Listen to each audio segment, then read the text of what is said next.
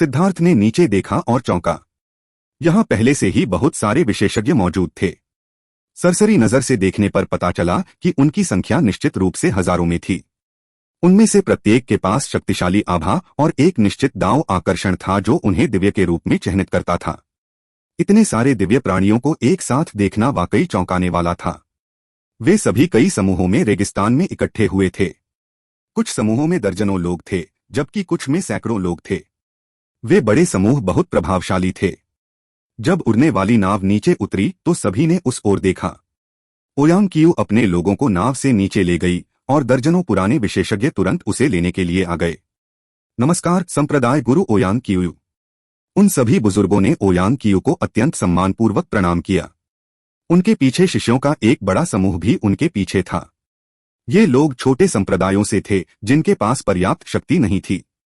उन्हें काम चलाने के लिए जुआंटियन दाओ संप्रदाय पर निर्भर रहना पड़ता था। इसे और स्पष्ट रूप से कहें तो उन्हें अधीनस्थ माना जा सकता है, क्योंकि वे अपने दम पर भ्रष्ट मार्ग के खिलाफ लड़ने के लिए पर्याप्त मजबूत नहीं थे। इसलिए उन्हें एक गठबंधन बनाने की आवश्यकता थी, और जुआंतियान दाओ संप्रदाय स्वाभाविक रूप से उस गठबंधन का नेता था। हर कोई बहुत विनम्र है। आप सभी को ऐसी उभरती प्रतिभाओं के साथ देखना वास्तव में संतुष्टिदायक है। ओयांग कियू ने इन शिष्यों को देखते हुए मुस्कुराया। उसे सचमुच यह बात थोड़ी अप्रत्याशित लगी कि ये छोटे छोटे संप्रदाय इतने सारे दिव्य प्राणी पैदा कर सकते हैं। उनके पास 400 से ज्यादा दिव्य प्राणी थे, इसलिए औसतन हर संप्रदाय ने 10 से ज्यादा दिव्य प्राणी पैदा किए थे। संप्रदाय गुरु हमारी बहुत प्रशंसा करते हैं। शिष्यों की यह पीढ़ी वास्तव में इतिहास में सबसे मजबूत पीढ़ी है। उम्मीद है कि वे खुद को अमर मार्ग में संयमित कर सकेंगे और सच्चे प्रतिभाशाली बन सकेंगे। बस इतना है कि अमर मार्ग खतरों से भरा है, और अगर भ्रष्ट मार्ग के शैतान हमला करते हैं तो हमें उम्मीद है कि जुआंटियन दाओ संप्रदाय के नायक मदद कर सकते हैं, एक बुजुर्ग ने कहा। उसने वास्तव में सिद्धार्थ और अन्य लोगों की ओर थोड़ा सा झुकाया। सिद्धार्थ और अन्य लोगों ने जल्दी से धनुष लौटा दिया, लेकिन शुई गुआंजी और अन्य लोगों ने केवल हल्के से सिर हिलाया। उन्होंने वास्तव में इस बुजुर्ग को गंभीरता से नहीं लिया। यह बुजुर्ग अभी समुद्र विस्तार के शिखर पर था। उसकी ताकत उनसे भी कम थी, इसलिए वे उसके प्रति उदासीन थे। लेकिन सिद्धार्थ अलग था। चाहे उसका साधना आधार कुछ भी हो, वह एक संप्रदाय का नेता था, और अपनी उम्र के बावजूद उसने कनिष्ठ शिष्यों के समूह से मदद मांगने में संकोच नहीं किया। यह ऐसी चीज थी जिसकी वह प्रशंसा कर सकता था। उनके पूरे समूह में केवल सिद्धार्थ के लोगों ने ही सम्मानपूर्वक धनुष लौटाया। चिंता मत करो, अगर हमारे कनिष्ठ प्रशिक्षु भाइयों और प्रशिक्षु बहनों को मदद की जरूरत है तो हम स्वाभाविक रूप से सिर्फ देखते नहीं रहेंगे। शुई गुआंजी ने सिर हिलाया। उसका लहजा बेहद घमंडी था। वह स्पष्ट रूप से जुआंटियन दाओ संप्रदाय के नंबर 1 व्यक्ति के रूप में बोल रहा था। गो रान थोड़ा चिढ़ गया, लेकिन सिद्धार्थ की नजर ने उसे रोक लिया। सिद्धार्थ को कभी भी अलग दिखने की परवाह नहीं थी, क्योंकि जो पक्षी अलग दिखता था उसे सबसे पहले गोली मार दी जाती थी। अगर शुई गुआंजी को प्रसिद्धि चाहिए थी तो वह ऐसा कर सकता था। सिद्धार्थ इत्मीनान से अमर पथ के खुलने का इंतजार करने में खुश था। इस समय छोटे संप्रदायों के शिष्य अपना परिचय देने के लिए आए। उनके संप्रदाय के नेताओं ने उन्हें जुआंटियन दाओ संप्रदाय की स्थापना के बारे में स्पष्ट रूप से बताया था और उन्हें सही तरीके से संबंध बनाने के लिए कहा था। शायद उनमें से कोई अमर मार्ग पर उनकी जान बचा सकता था। शायद ऐसा करना उनके अहंकार पर चोट थी, लेकिन साधना जगत के नियम इतने सरल थे। विशेषज्ञों का सम्मान किया जाना चाहिए और विशेषज्ञों के प्रति दोस्ताना व्यवहार करना कोई शर्मनाक बात नहीं थी। वे शिष्य भी दिव्य हो सकते थे, लेकिन उनकी आभा स्पष्ट रूप से जुआंटियन दाओ संप्रदाय के शिष्यों की तुलना में बहुत कमजोर थी। यही अंतर था। हर संप्रदाय के पास अपने शिष्यों को बढ़ाने के लिए इतने संसाधन नहीं थे। ये शिष्य श्रद्धा से भरे हुए थे। जुआंतियान दाओ संप्रदाय के शिष्यों के अहंकार को शांत करने के लिए उन्होंने उनसे कुछ साधना संबंधी प्रश्न पूछे। इन शिष्यों को वास्तव में सिर्फ उत्तरों से ही बहुत लाभ हुआ। यहाँ तक कि गुयांग और अन्य लोगों को भी लोगों ने घेर लिया था और वे उनसे सलाह मांग रहे थे। जहाँ तक गो रान का सवाल है तो कुछ और कहने की जरूरत नहीं थी। वह पहले ही इतनी बकवास करने लगा था कि सुनने वाले लोगों को लगा कि वे बादलों में खो गए हैं।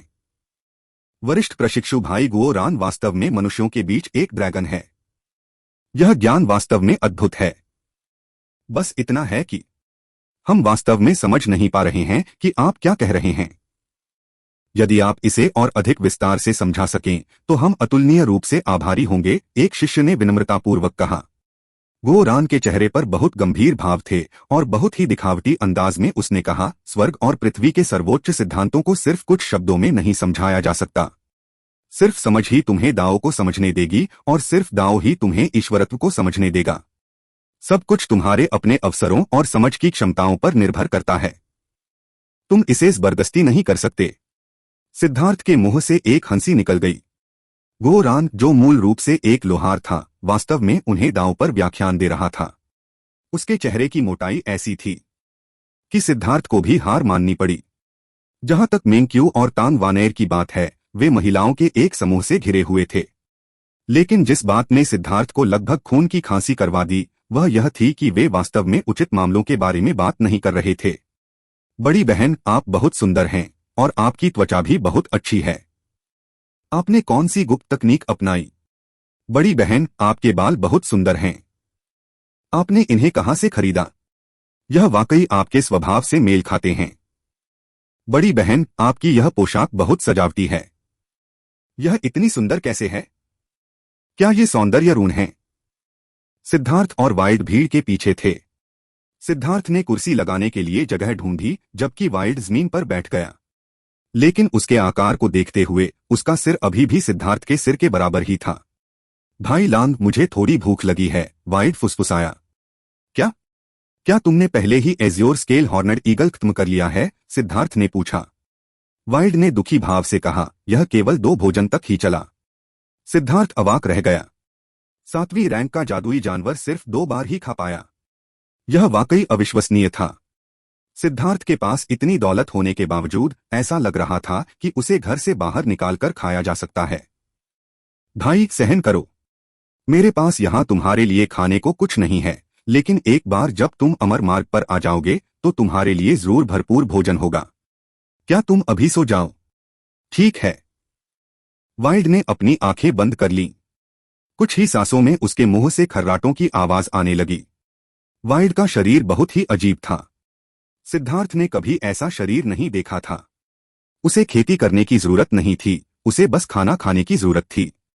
और उसकी खपत भी चौंकाने वाली थी। चाहे वह खड़ा हो या बैठा हो, उसकी ऊर्जा खत्म हो जाती थी और जल्दी ही उसे भूख लग जाती थी। केवल सोने से ही वह अधिक समय तक टिक पाता था। सिद्धार्थ ने पहले भी वाइल्ड के शरीर का निरीक्षण किया था। अब तक उसकी लगभग 90% कोशिकाएं जाग चुकी थीं। लेकिन अभी भी एक हिस्सा ऐसा था जो सो रहा था। एक बार जब वह उन सभी को जगा देगा तो वाइल्ड निश्चित रूप से एक भयानक राक्षस बन जाएगा। लेकिन शेष 10% कोशिकाओं को सक्रिय करने के लिए वाइल्ड के पेट में न जाने कितने जादुई जानवरों को प्रवेश करना पड़ेगा। माफ कीजिए, क्या आप वरिष्ठ प्रशिक्षु भाई सिद्धार्थ हैं? सिद्धार्थ सोच में डूबा हुआ था कि तभी एक युवती उसके सामने प्रकट हुई। वह 17 या 18 साल की लग रही थी और वह स्पष्ट रूप से शर्मीली थी। वह चौंका, लेकिन फिर उसने देखा कि तांग वानेर एक शरारती मुस्कान के साथ उसकी ओर देख रही है। मैं हूं। क्या तुम्हें कुछ चाहिए? सिद्धार्थ ने पूछा।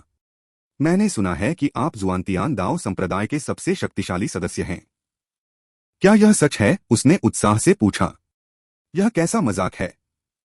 सबसे ताकतवर व्यक्ति इस समय आपके संप्रदाय के नेताओं से बात कर रहा है। अगर उसने यह सुना तो मैं पिट जाऊंगा। सिद्धार्थ ने घबराकर ओयांग कियू की ओर इशारा किया। वह युवती हंसने लगी और बोली, मैं जूनियर पीढ़ी के बारे में बात कर रही थी।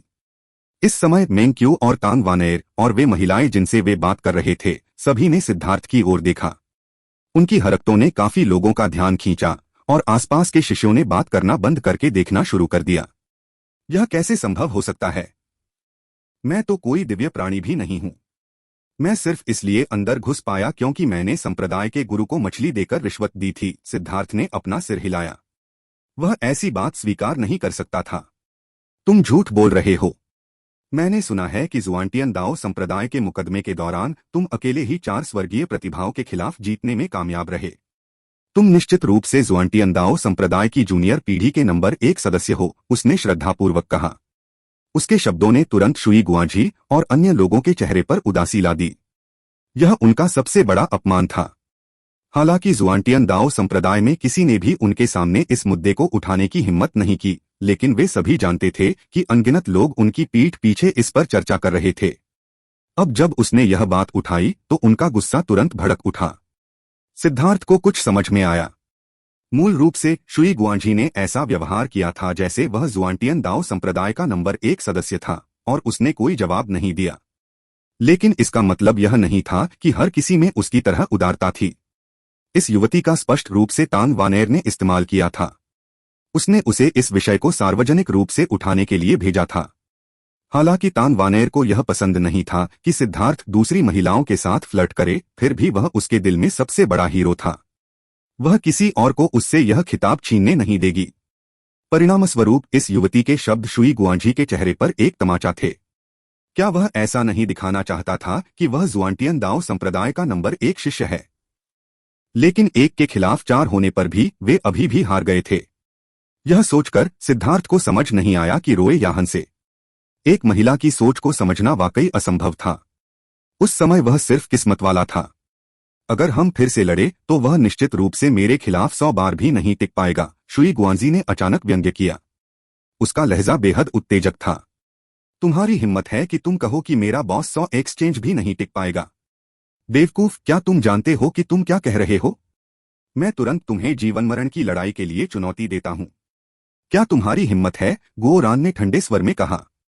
गुयांग और बाकी सभी लोग क्रोधित थे। जब उनका अपमान किया गया तो उन्हें कोई खास फर्क नहीं पड़ा, लेकिन जब दूसरों ने सिद्धार्थ का अपमान किया तो वे पीछे नहीं हटे। गो रैन की चुनौती सुनकर सभी लोग डर के मारे उछल पड़े। गो रैन ने वास्तव में एक रैंक 3 सेलेस्टियल के खिलाफ जीवन और मृत्यु की चुनौती जारी की थी। गो रैन, खिलवाड़ मत करो, सिद्धार्थ ने उदासीनता से कहा। वह जानता था कि गो रान को अपने नए कवच पर पूरा भरोसा है। वह बहुत पहले से ही इसे आजमाने और अपना नाम फैलाने के लिए अधीर हो रहा था। लेकिन यह वह जगह नहीं थी। हालांकि उसने गो रान का नया कवच नहीं देखा था, लेकिन सिद्धार्थ जानता था कि यह बेहद भयानक होगा। अगर वे लड़े तो शायद वह गो रान को दबा सकेगा, लेकिन अगर यह जीवन और मृत्यु की लड़ाई बन गई तो उसके पास भी उस छोटे आदमी के बुरे तंत्र के खिलाफ जीतने का कोई आश्वासन नहीं होगा। ओह, किसने सोचा होगा कि जुआंटियन दाओ संप्रदाय का पक्ष इतना जीवंत होगा? शायद अगर स्वर्ग में कुछ बलिदान चढ़ाए जाएं तो चीजें अधिक शांतिपूर्ण हो सकती हैं। अचानक एक आवाज गूंजी जिससे सभी के भाव थोड़े बदल गए। एक सफेद बालों वाली झुर्रियों से भरी बूढ़ी औरत धीरे धीरे चली आ रही थी। उसकी आंखें इतनी चमक रही थीं कि कोई भी उन्हें सीधे देखने की हिम्मत नहीं कर रहा था। उसने एक साधारण सी छड़ी ले रखी थी। उसके पीछे दर्जनों अन्य बुजुर्ग थे और उनके पीछे दिव्य शिष्यों का एक समूह था। ऐसा लग रहा था कि उनकी संख्या जुआंतियान दाओ संप्रदाय के पक्ष से 20 से अधिक थी। दूरस्थ स्वर्ग गिरोह के लोग। रिमोट हेवन गैंग एक ऐसा अस्तित्व था जिसकी शुरुआत पूर्वी बंजर भूमि में हुई थी। वे यहाँ जुआंटियन दाओ संप्रदाय की पूर्वी शाखा से भी ज्यादा समय से मौजूद थे। हालांकि उनकी असली नींव जुआंटियन दाओ संप्रदाय से बहुत दूर थी। जब जुआंटियन दाओ संप्रदाय ने यहाँ एक शाखा संप्रदाय स्थापित करने का फैसला किया था तो उनके और रिमोट हेवन गैंग के बीच संघर्ष छिड़ गया था। हालांकि उन संघर्षों का नतीजा यह हुआ कि रिमोट हेवन गैंग का मुख्य हिस्सा बुरी तरह से घायल हो गया और वे लगभग खत्म हो गए। लेकिन जुआंटियन दाओ संप्रदाय का इरादा अपने शाखा संप्रदाय को पूर्वी बंजर भूमि पर हावी होने का नहीं था, और इसलिए उन्होंने उन्हें खत्म नहीं किया। चूंकि वे एक समय पूर्वी बंजर भूमि के एकमात्र शासक थे, एक बार जब जुआंटियन दाओ संप्रदाय ने घुसपैठ की तो सुदूर स्वर्ग गिरोह स्वाभाविक रूप से चिढ़ गया। लेकिन उस लड़ाई के बाद उन्हें समझ में आ गया कि केंद्रीय मैदानों के संप्रदाय कितने शक्तिशाली थे। इसलिए वे केवल अपने गुस्से को निगल सकते थे। बाद में सुदूर स्वर्ग गिरोह की शक्ति धीरे धीरे ठीक हो गई, लेकिन तब तक जुआंटियन दाओ संप्रदाय की शाखा ने भी अपनी जड़ें जमा ली थीं और वे भी अधिपति स्तर तक बढ़ गए थे। दोनों पक्ष अपने अपने काम में लगे रहे। हालांकि रिमोट हेवन गैंग हमेशा से ही अपने गुस्से को दबाए हुए था और इसलिए अंततः उन्होंने जुआंटियन दाओ संप्रदाय के लिए कुछ परेशानी खड़ी कर दी।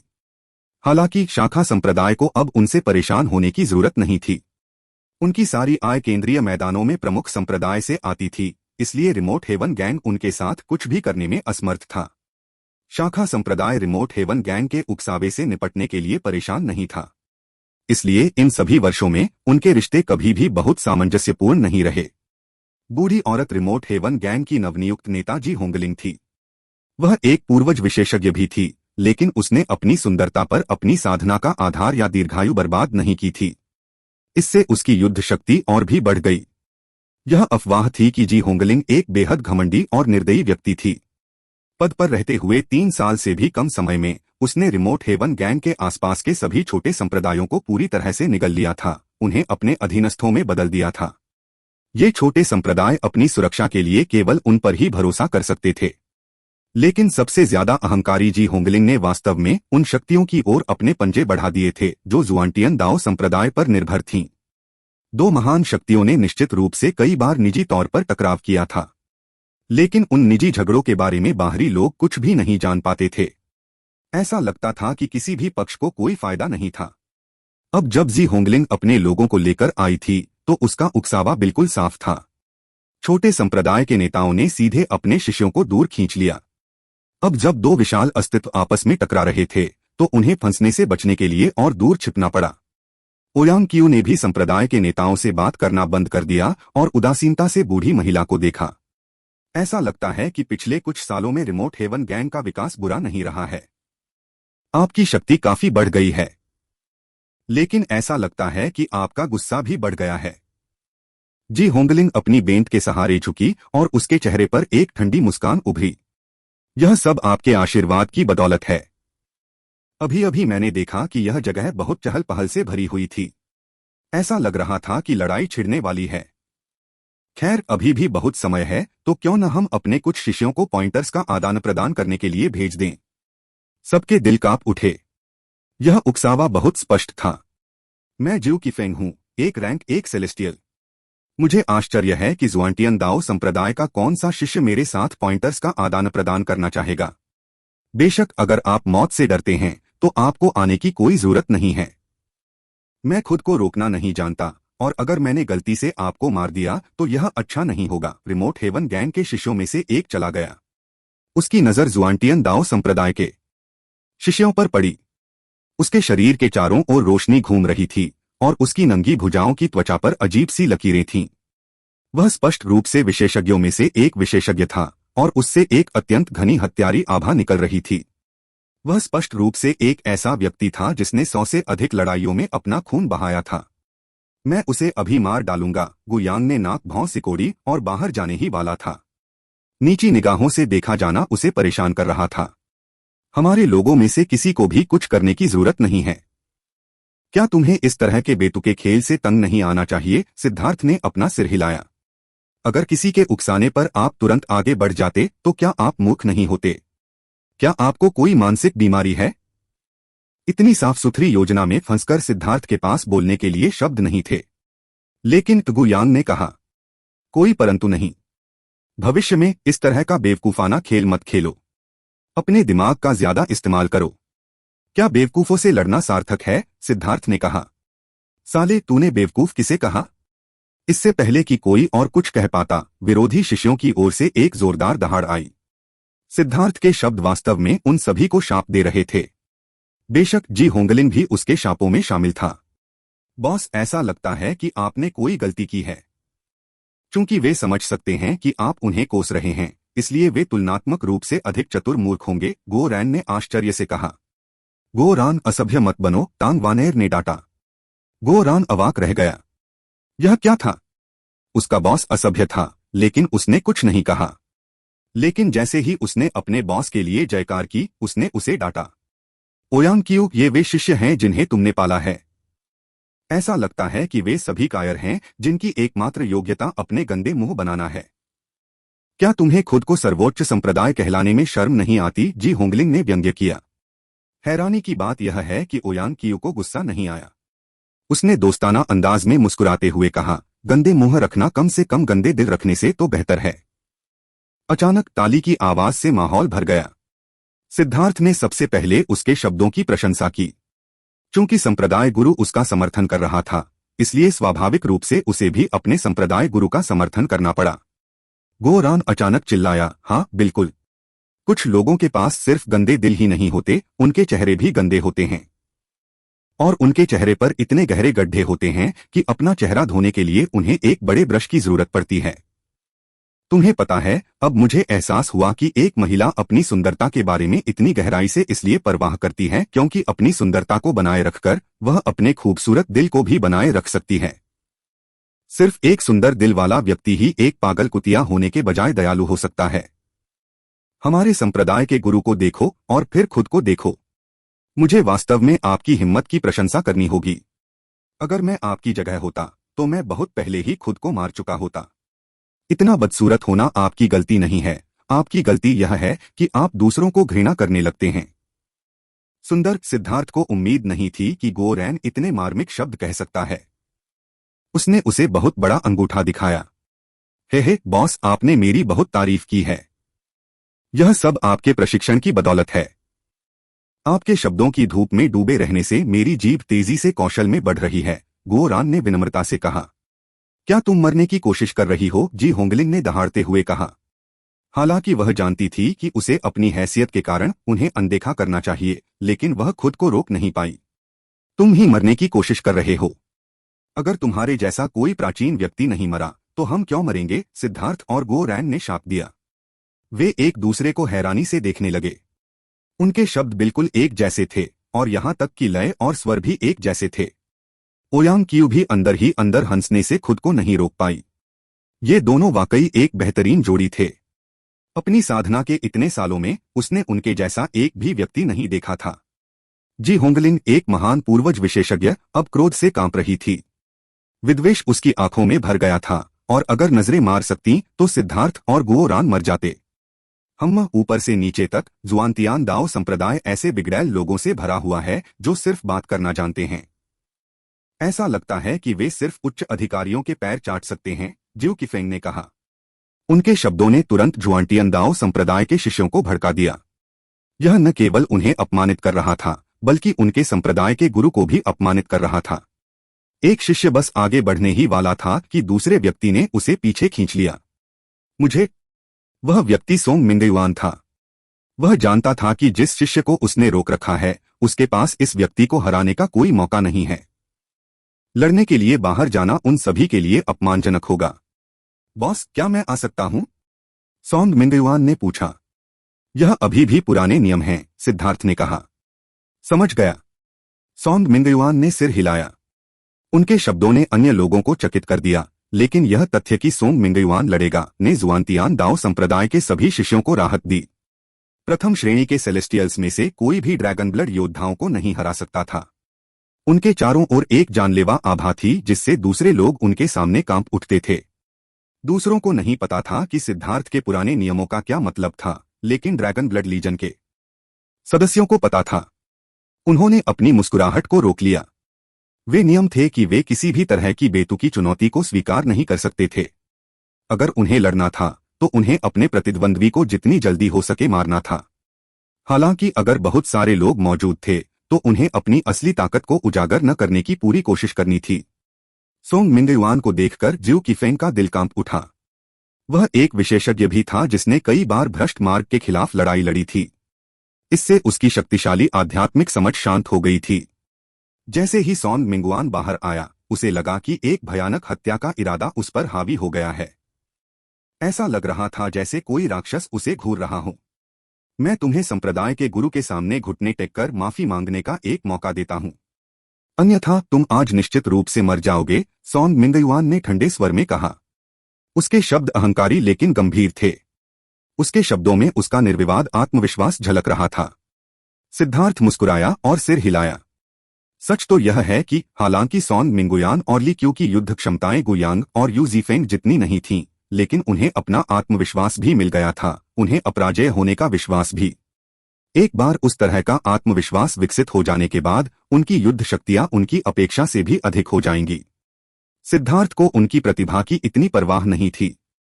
वह जो सबसे अच्छा करने की कोशिश कर रहा था वह था उनका अपराजय आत्मविश्वास।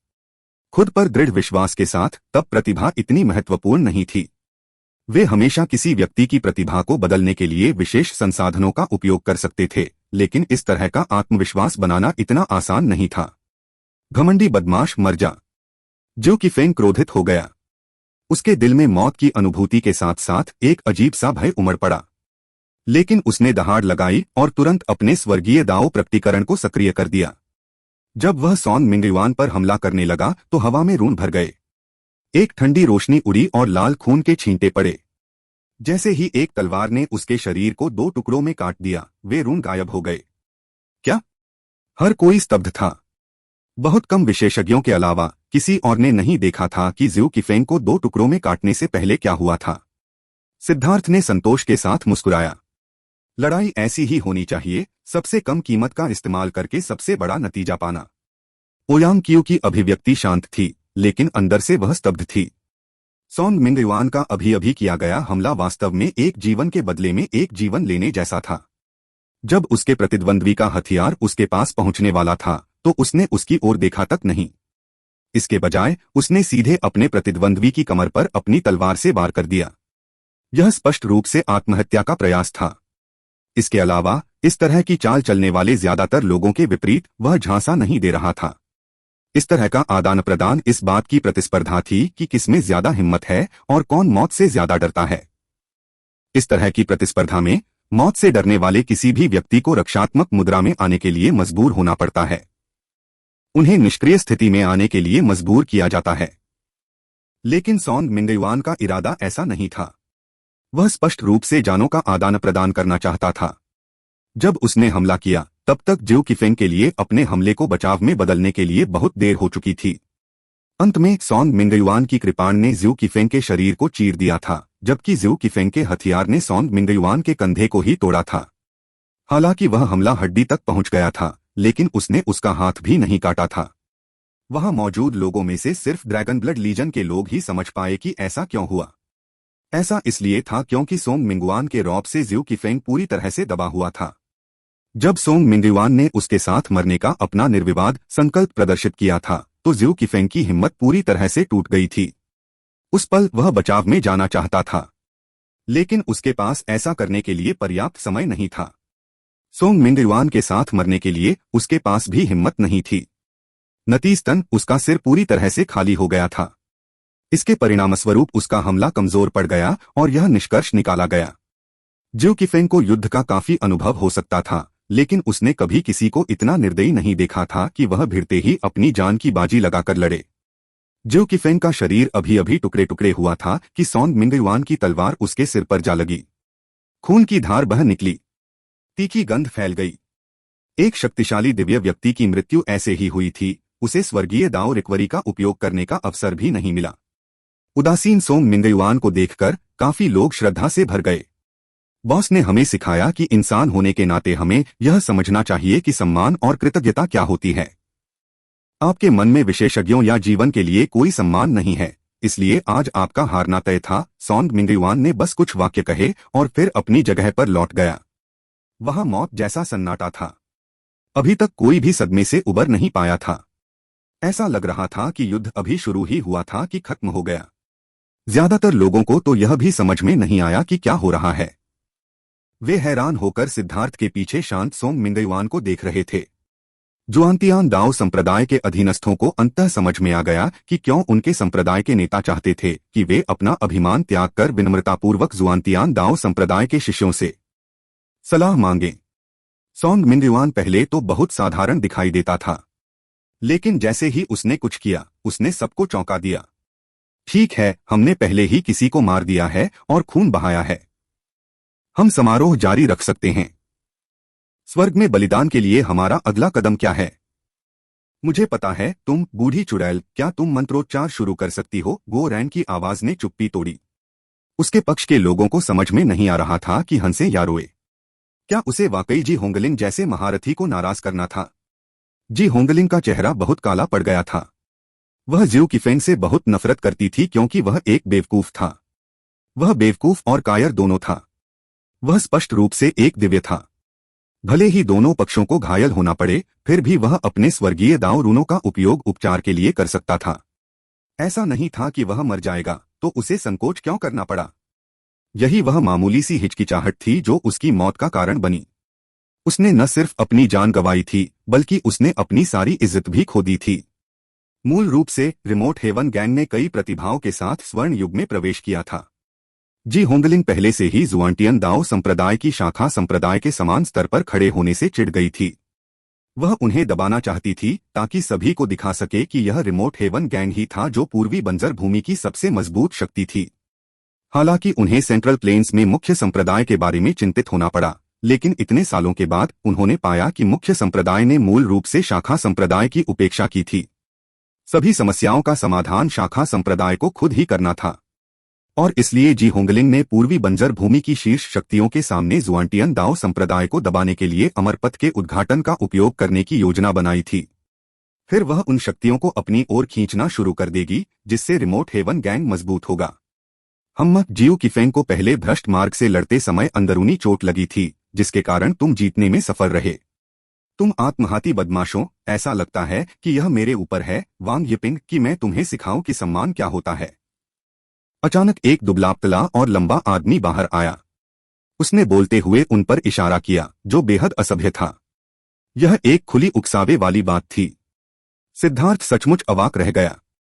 क्या धर्म मार्ग के शिष्यों ने अपना सारा साधना समय दूसरों को भड़काने में बिताया था? उनकी उकसाने की क्षमताएं वाकई बहुत बढ़िया थीं। बस कुछ शब्द किसी को क्रोधित कर सकते थे। यहां तक कि सिद्धार्थ को भी कुछ क्रोध महसूस हुआ। लेकिन क्या उकसावे का भ्रष्ट मार्ग के खिलाफ कोई फायदा था? क्या आप वाकई अपने विरोधियों को चोट पहुंचाने के लिए पर्याप्त गालियां दे सकते हैं? अगर शाप देना प्रभावी होता तो क्या भ्रष्ट मार्ग को बहुत पहले ही धर्मी मार्ग द्वारा शाप देकर मार नहीं दिया गया होता? यह दुबला-पतला आदमी दूसरे दर्जे का दिव्य था। जैसे ही वह ऊपर आया, उसने स्वर्गीय दाओस की पुकार जारी की। हवा में दो अलग अलग तरह के रून आपस में गुंथ गए। उसके रूणों से समुद्र की लहरों जैसी तेज गड़गड़ाहट निकली। बॉस, गो रैन ने पूछा। यह पैमाना बहुत छोटा है। यह आपके लिए दिखावा करने लायक नहीं है, सिद्धार्थ ने जवाब दिया। गो रैन के दबे हुए चेहरे को देखकर यह स्पष्ट था कि वह खुद को कितनी मुश्किल से रोक रहा था। सिद्धार्थ उसे बहुत अच्छी तरह से समझ गया था, लेकिन वह नहीं चाहता था कि गो रान इतनी जल्दी अपने तुरुप के पत्ते दिखाए। मुख्य बात यह थी कि अभी कोई मतलब नहीं था। क्या वह वास्तव में उन्हें सिर्फ दिखावे के लिए दिखाने की योजना बना रहा था? खैर, अगर वह इसी तरह जारी रहा तो वह निश्चित रूप से मरने तक जीवित रह सकता है। मुझे उसे संभालने दो। सिद्धार्थ को उम्मीद नहीं थी कि झोंगगुयान सबसे पहले सामने आएगी। जैसे ही वह आगे बढ़ी, उसने अपने पूर्वजों की आत्मा को बुलाया। सिद्धार्थ को यह देखकर आश्चर्य हुआ कि वांग यिपिंग ने अपने शरीर से प्रकाश छोड़ा जिससे उसका शरीर अस्पष्ट हो गया। ऐसा लग रहा था जैसे वह अंतरिक्ष में विलीन हो गया हो और झोंगगुयान के हमले बहुत कमजोर हो गए थे।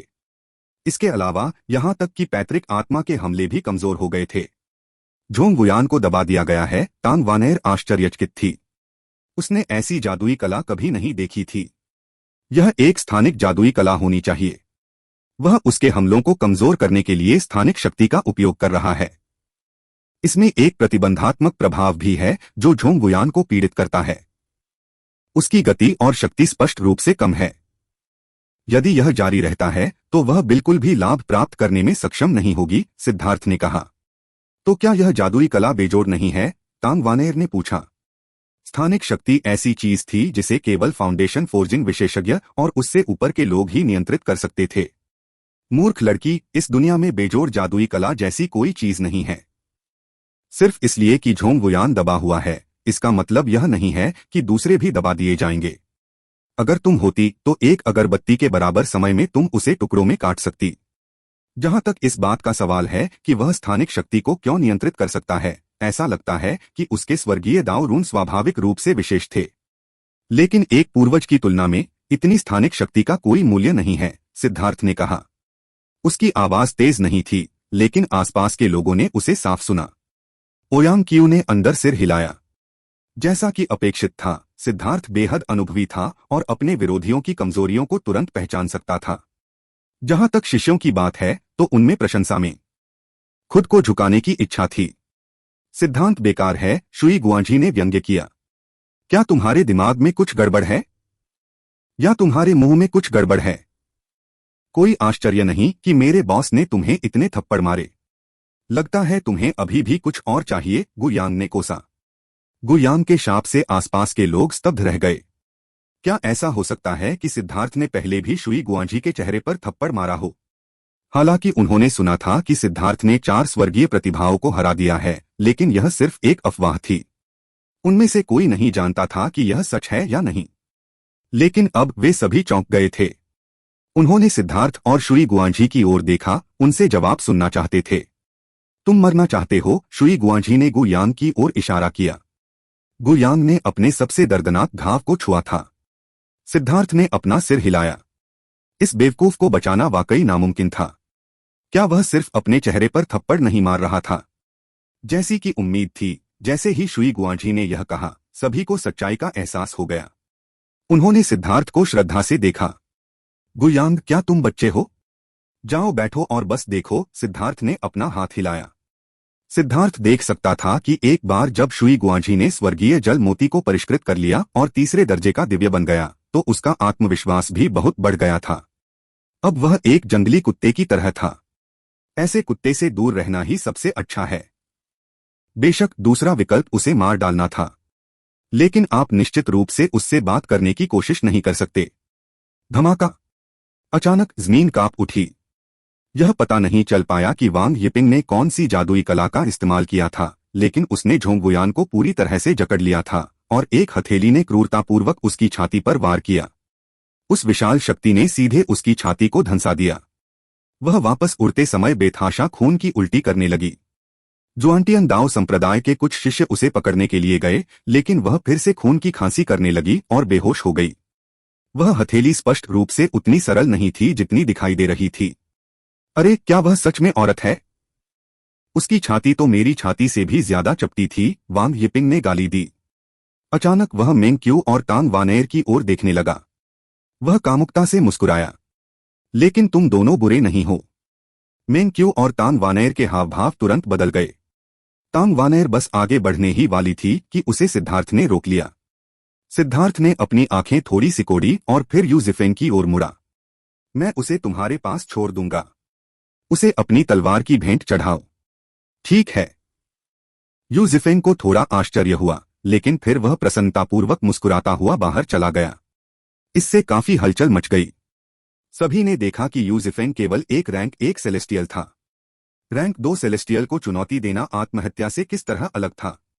सिद्धार्थ, क्या यू जिफेंग? मेंग क्यूई ने चिंतित होकर पूछा।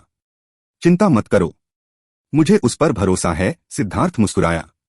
उस मुस्कान में आत्मविश्वास और गर्व दोनों थे। पिछले कुछ दिनों में उसने कुछ सुराग देखे थे। अब वह चाहता था कि हर कोई गवाह बने। हाँ, एक और कचरा वास्तव में बाहर आ गया। चूंकि तुम मरना चाहते हो, इसलिए मैं तुम्हारी मदद करूंगा। वांग यिपिंग इतना क्रोधित हुआ कि वह हंस पड़ा। उसे लगा कि यह उसका अपमान है। उसके रून फूट पड़े और उन रूनों के भीतर एक स्थानिक संपीड़न था। यह वही तकनीक थी जिसका उसने झोंगगुयान के खिलाफ इस्तेमाल किया था। लेकिन लोगों को यह देखकर आश्चर्य हुआ कि यू जिफेंग ने अपनी आभा नहीं छोड़ी, न ही उसने स्वर्गीय दाओस की पुकार निकाली। इसके बजाय उसके दाहिने हाथ ने धीरे धीरे उसकी पीठ पर तलवार पकड़ ली। उसकी हरकतें इतनी कोमल और धीमी लग रही थीं। वास्तव में ऐसा लग रहा था जैसे समय धीमा हो गया हो। ओयांग क्यू हैरान थी। उसने नहीं सोचा था कि यू जिफेंग पहले ही। सावधान! जी होंगलिंग अचानक चिल्लाया। यू जिफेंग की तलवार बाहर आ गई थी। प्रकाश की एक किरण हवा में कटती हुई समय और स्थान को चीरती हुई चली गई। ऐसा लग रहा था जैसे यह कट अतीत और भविष्य को चीर रहा हो। लोगों ने बस थोड़ी सी रोशनी देखी, उसके बाद सब कुछ सामान्य हो गया। उसकी तलवार एक बार फिर म्यान में थी। यू जिफेंग का हाथ धीरे धीरे तलवार की मूठ से हट गया। उसका चेहरा थोड़ा पीला पड़ गया था और उसके मुंह के कोने से खून की एक धार टपक रही थी। लेकिन उसकी आंखों में एक पवित्र प्रकाश चमक रहा था।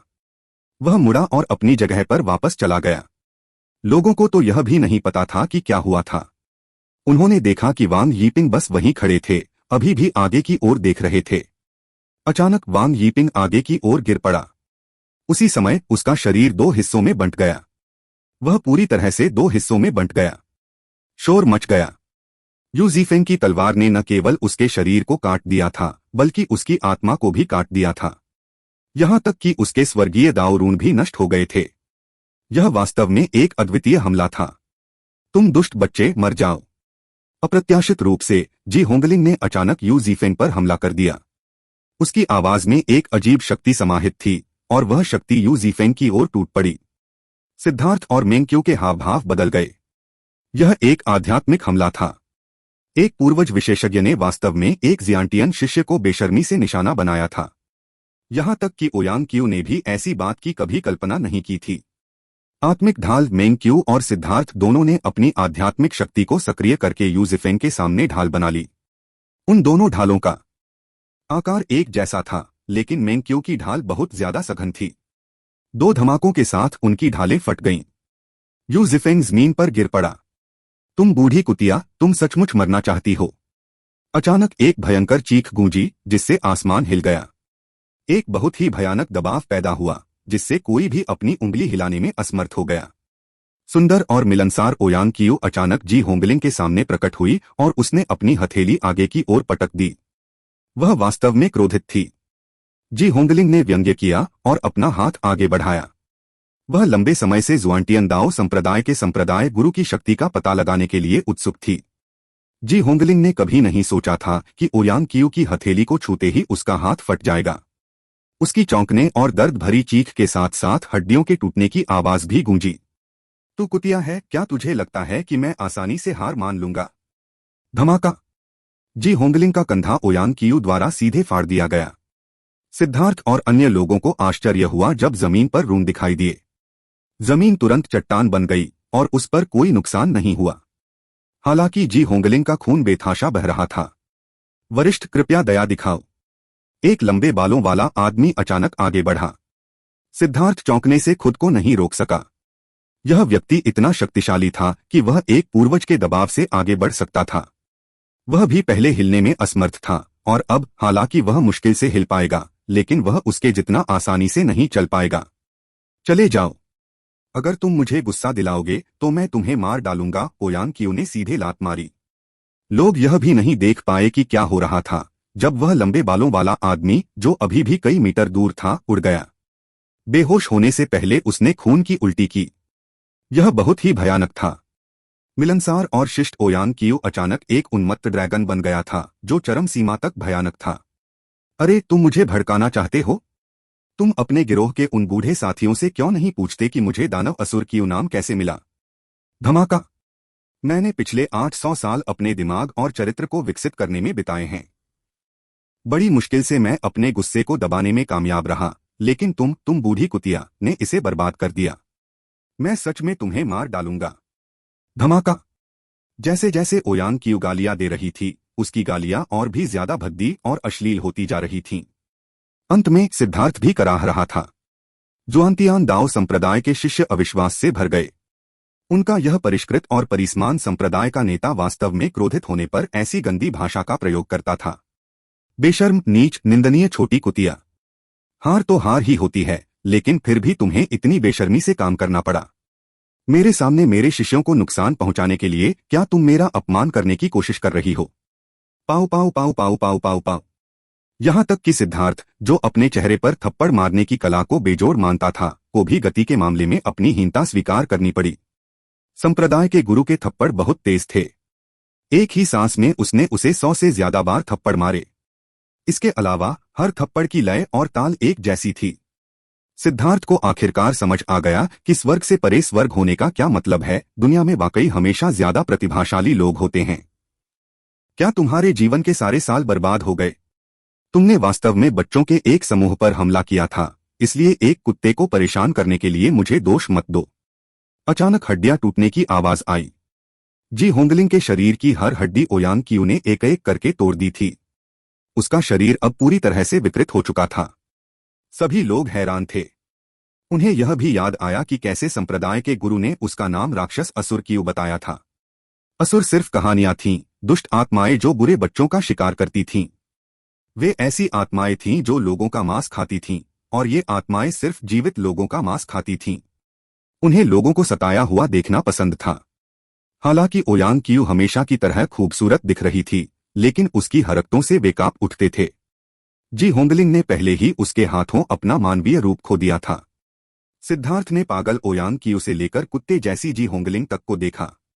उसे ठंड का एहसास हुआ। वह वाकई एक बेवकूफ था।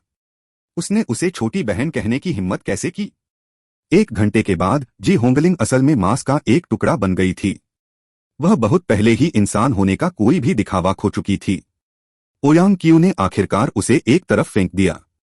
बेवकूफ, तुम तो छोड़ो, तुम्हारे ये 3 भूत भी मेरे सामने पादने की हिम्मत नहीं कर सकते।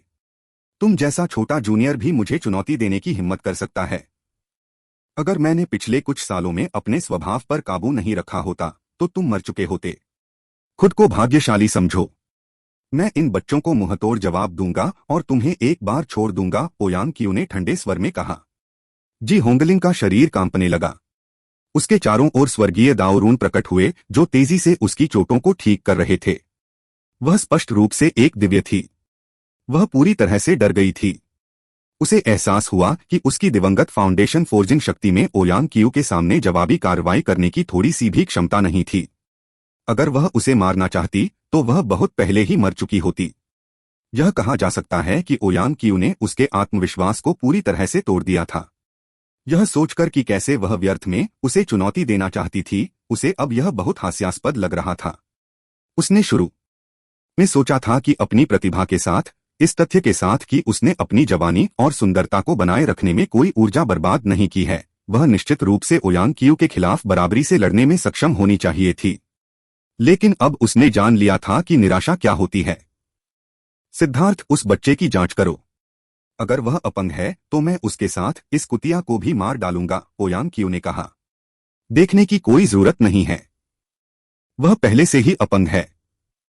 उसे मार डालो, सिद्धार्थ ने बिना किसी हिचकिचाहट के कहा। ओयांग क्यू गुस्से में लगभग हंस पड़ी। सिद्धार्थ वाकई बहुत दुष्ट था। वह वास्तव में चाहता था कि वह जी होंगलिंग को मार डाले। जी होंगलिंग को मारना कुछ नहीं होगा, लेकिन वह अभी भी रिमोट हेवन गैंग की मौजूदा नेता थी। उसे इस तरह से मारना सुविधाजनक नहीं था। दूसरों ने सिद्धार्थ की तरफ देखा। उसने वास्तव में एक देवता जैसी महिला से इस तरह बात करने की हिम्मत की। उन्हें उसकी हिम्मत की तारीफ करनी पड़ी। असली मर्द होने का यही मतलब है। बकवास मत करो, उसकी जांच करो, ओयांग क्यू ने सिद्धार्थ को घूर कर देखा। वह वास्तव में अपंग है और कई जगहों पर। देखो, उसके कपड़े 2 जगहों से अपंग हो गए हैं और उसके बालों की कई लटें अपंग हो गई हैं। मिंग क्यू इसे बर्दाश्त नहीं कर सका और बोला, यू जिफेंग को बस उसकी आत्मा को झटका लगा है, कोई बड़ी क्षति नहीं हुई है। सिद्धार्थ और मेंग क्यू की आध्यात्मिक सुरक्षा को भेदने के बाद जी होंगलिंग के हमले का केवल एक छोटा सा हिस्सा ही यू जिफेंग तक पहुंचने में कामयाब रहा था। अगर यह सामान्य समय पर होता तो यू जिफेंग आसानी से इसका विरोध कर सकता था। बस वह पूरी तरह से तलवार के इरादे को प्रदर्शित करने पर केंद्रित था जिसे उसने अभी अभी समझा था। हालांकि इसकी शक्ति अविश्वसनीय थी, लेकिन इसने उसकी आध्यात्मिक शक्ति को बढ़ा दिया था। जी होंगलिंग ने उस कमजोरी को पहचान लिया था, इसलिए उसने आध्यात्मिक हमला किया था। उसका सबसे अच्छा विकल्प इस भयानक तलवार साधक से छुटकारा पाना था, इससे पहले कि वह बड़ा हो जाए। तलवार चलाने वाले साधक जो तलवार चलाने के इरादे को समझ चुके थे, वे अतुलनीय रूप से भयानक थे। उन तलवार चलाने वाले साधकों की आक्रमण शक्ति पहले ही सामान्य बुद्धि की सीमा से बाहर हो चुकी थी। इस समय यू qianshan ईर्ष्या से भर गया था। उसने स्वर्गीय तलवार घास प्राप्त कर ली थी, लेकिन वह उस क्षणभंगुर तलवार के इरादे को नहीं समझ पाया था। सिद्धार्थ ने संकेत देखे थे कि यू जिफेंग ने उस तरह की तलवार की मंशा को प्रदर्शित करना शुरू कर दिया था। यही कारण है कि उसने बेशर्मी से वांग यीपिंग को अपनी तलवार की भेंट के रूप में इस्तेमाल करने की बात कही थी। वह तलवार भेंट एक शक्तिशाली प्रतिद्वंद्वी को लक्ष्य के रूप में इस्तेमाल करना था, उन्हें अपने वर्तमान बंधनों के रूप में मानना था। यू जिफेंग ने एक ही झटके में अपने बंधनों को तोड़ दिया था, जिससे उसका मानसिक क्षेत्र ऊपर उठ गया था। हालांकि अगर वह असफल हो जाता तो बहुत संभावना थी कि वह एक हृदय शैतान बन जाता। तलवार की भेंट के रूप में इस्तेमाल करने के लिए सबसे अच्छा लक्ष्य कोई अविश्वसनीय रूप से शक्तिशाली व्यक्ति था। यह वही पुरानी बात थी, खतरे के भीतर अवसर मौजूद था। इसलिए उस तलवार की भेंट के लिए यू जिफेंग ने तुरंत अपनी पूरी शक्ति का इस्तेमाल किया था। अब वह सफल हो गया था। एक बार जब वह जाग गया तो उसने पाया कि उसने अपना अगला कदम उठा लिया है। जैसे ही हर कोई ओयांग क्यू को देखकर हैरान था, एक उड़ने वाली नाव ऊपर से उड़ी। नाव पर लोगों को देखकर सिद्धार्थ और अन्य लोगों के दिल कांप उठे। सिद्धार्थ के हैरान होने का कारण यह था कि उनमें से हर एक के सिर पर 3 इंच का सींग था। यह गैंडे के सींग जैसा था। उड़ती हुई नाव रुकी और 50 से ज्यादा युवक युवतियां नीचे उतरे। उन्होंने सभी की अजीब निगाहों को नजरअंदाज कर दिया। दरअसल वे बेहद घमंडी लग रहे थे और वास्तव में उन्हें तिरस्कार भरी नजरों से देख रहे थे। ये फुलमून जाति के शिष्य हैं। ओयांग क्यू ने उन्हें चुपके से बताया कि इन लोगों के पास एक प्राचीन रक्तवंश है। उनके शरीर में बहने वाले रक्त में एक शक्तिशाली विरासत है और उनके सिर पर लगा सींग उनकी जन्मजात दिव्य क्षमताओं को प्रकट कर सकता है। उन्हें उनके आसपास सावधान रहना होगा। तुम क्या देख रहे हो? तुम निम्न वंश के कूड़े हो। फुलमून जाति की महिलाओं में से एक ने अचंभित शिष्यों पर चिल्लाया। उनके हाव भाव बदल गए। यह यहाँ मौजूद हर एक व्यक्ति का अपमान था। वह स्पष्ट रूप से कह रही थी कि मनुष्य एक निम्न जाति है। अशिष्ट मत बनो। फुलमून जाति के प्रमुख बुजुर्ग ने उसे डांटा। उसने माफी के लिए ओयांग क्यू की तरफ थोड़ा सिर हिलाया और फिर अपने शिष्यों को बैठने के लिए जगह ढूंढने के लिए कहा। उसके शिष्य भी उसके पीछे पीछे बैठ गए और अपनी आंखें बंद कर लीं, यहां तक कि उनकी ओर देखने की भी इच्छा नहीं की। वे वास्तव में बहुत घमंडी हैं। गो रैन ने चिढ़कर कहा, मेरे पास एक गाय का सींग है। इसे भी उनकी तरह अपने सिर पर बांध लो और शायद वे तुम्हारे साथ परिवार जैसा व्यवहार करने लगें। सिद्धार्थ ने भी चिढ़कर कहा। ओयांग क्यू के अनगिनत वर्षों के अनुभव के बावजूद वह अपनी आंखें घुमाने से खुद को नहीं रोक सकी। वह वास्तव में नहीं जानती थी कि सिद्धार्थ के दिमाग में क्या भरा हुआ था। बकवास मत करो। वे प्राचीन युग की एक शक्तिशाली जाति हैं। अपनी रक्तरेखा की शुद्धता की रक्षा करने के लिए वे बाहरी दुनिया के साथ संबंध नहीं बनाते हैं। वे अपनी रक्तरेखा को अपना सबसे बड़ा गौरव मानते हैं और इस तरह से अपनी रक्तरेखा का अपमान करना उन्हें क्रोधित कर देगा। ओयांग क्यू ने फुसफुसाया। उसे इस निडर साथी को चेतावनी देने की जरूरत थी। सिद्धार्थ ने आंखें घुमाई, मन ही मन व्यंग्य करते हुए कहा, छी, यह कैसा तर्क है? वे हमारा मजाक उड़ा सकते हैं, लेकिन हमें उनका मजाक उड़ाने की इजाजत नहीं है। वे हमें क्रोधित कर सकते हैं, लेकिन हम उन्हें क्रोधित नहीं कर सकते। यह कैसा बकवास नियम है? लेकिन फिर भी उसने ओयांग क्यू को सम्मान दिया। किसी भी मामले में अगर दूसरे उसे अपमानित नहीं करते तो वह उन्हें अपमानित नहीं करेगा। वह परेशानी नहीं पैदा करेगा, लेकिन वह परेशानी से डरता नहीं था। फुलमून रेस के आगमन के बाद हवा में तनाव बढ़ गया। जी होंगलिंग पहले ही अपनी चोटों से उबर चुकी थीं। हालांकि ओयांग क्यू क्रूर थी, लेकिन वह वास्तव में अपना जीवन नहीं चाहती थी। उसके लिए अपनी स्वर्गीय दाव ऊर्जा के साथ ठीक होना मुश्किल नहीं था। चांगकोंग जी होंगलिंग अचानक अपने पास बैठे एक शिष्य की ओर मुड़ी। शिष्य मौजूद है। यह वह व्यक्ति था जो ओयांग क्यू के दबाव से बच निकला था जब उसने जी होंगलिंग को दबाया था। वह अविश्वसनीय रूप से शक्तिशाली था। एक बार जब आप अमर पथ में प्रवेश करते हैं तो जुआनटियन दाओ संप्रदाय के किसी भी शिष्य को मार डालो, जी होंगलिंग ने फुसफुसाते हुए कहा। ओयांग क्यू के प्रति उसकी नफरत चरम पर पहुंच गई थी, लेकिन उसके साथ कुछ भी करने में असमर्थ उसने अपनी नजर उसके शिष्यों पर टिका दी थी। चिंता मत करो, जब तक मैं उन्हें देख लूंगा मैं उन्हें मार डालूंगा, यहां तक कि उस नए उन्नत रैंक 3 सेलेस्टियल को भी। मुझे पूरा विश्वास है कि मैं उसे 100 चालों में ही मार सकता हूं, उस शिष्य ने एक भयावह मुस्कान के साथ कहा। उस सिद्धार्थ से सावधान रहो। मुझे लगता है कि वह अजीब है। उसके अलावा तुम्हें उस तलवार साधक को अवश्य ही काटना होगा। अगर तुम उसे बढ़ने दोगे तो वह हमारे लिए परेशानी का सबब बन जाएगा। वह तुम्हारा मुख्य लक्ष्य है, जी होंगलिंग ने कहा। जी होंगलिंग ने एक जियांटियन शिष्य पर हमला करने के लिए अपना चेहरा फेंक दिया था। इसका कारण यू जीफेंग की भयानक क्षमता थी। मैं समझता हूं। मैं निश्चित रूप से उसे कुछ खास देखभाल दूंगा। वह मुस्कुराया, अपने दांत दिखाते हुए एक छिपे हुए तेंदुए की तरह अपने नुकीले दांत दिखा रहा था। जुआनटियान दाओ संप्रदाय की ओर से ओयांग क्यू सभी को अमर पथ के भीतर कुछ वर्जनाओं के बारे में बता रही थी। हालांकि वह पहले ही यह सब कह चुकी थी, लेकिन उसने उन्हें और अधिक गहराई से प्रभावित करने के लिए इसे फिर से कहा। इसके अलावा रिमोट हेवन गैंग के लोगों का ख्याल रखना, खास तौर पर जी चांगकोंग नाम के उस आदमी का। जब मैंने उसे लात मारी तो मैंने मूल रूप से अपनी शक्ति का केवल 20% ही इस्तेमाल किया, लेकिन एक अजीब जादुई कला का उपयोग करके वह मेरी शक्ति का एक हिस्सा रोकने में कामयाब रहा। उसे उड़ाने के लिए मेरे पास अपनी शक्ति बढ़ाने के अलावा कोई विकल्प नहीं था, ओयांग क्यू ने कहा।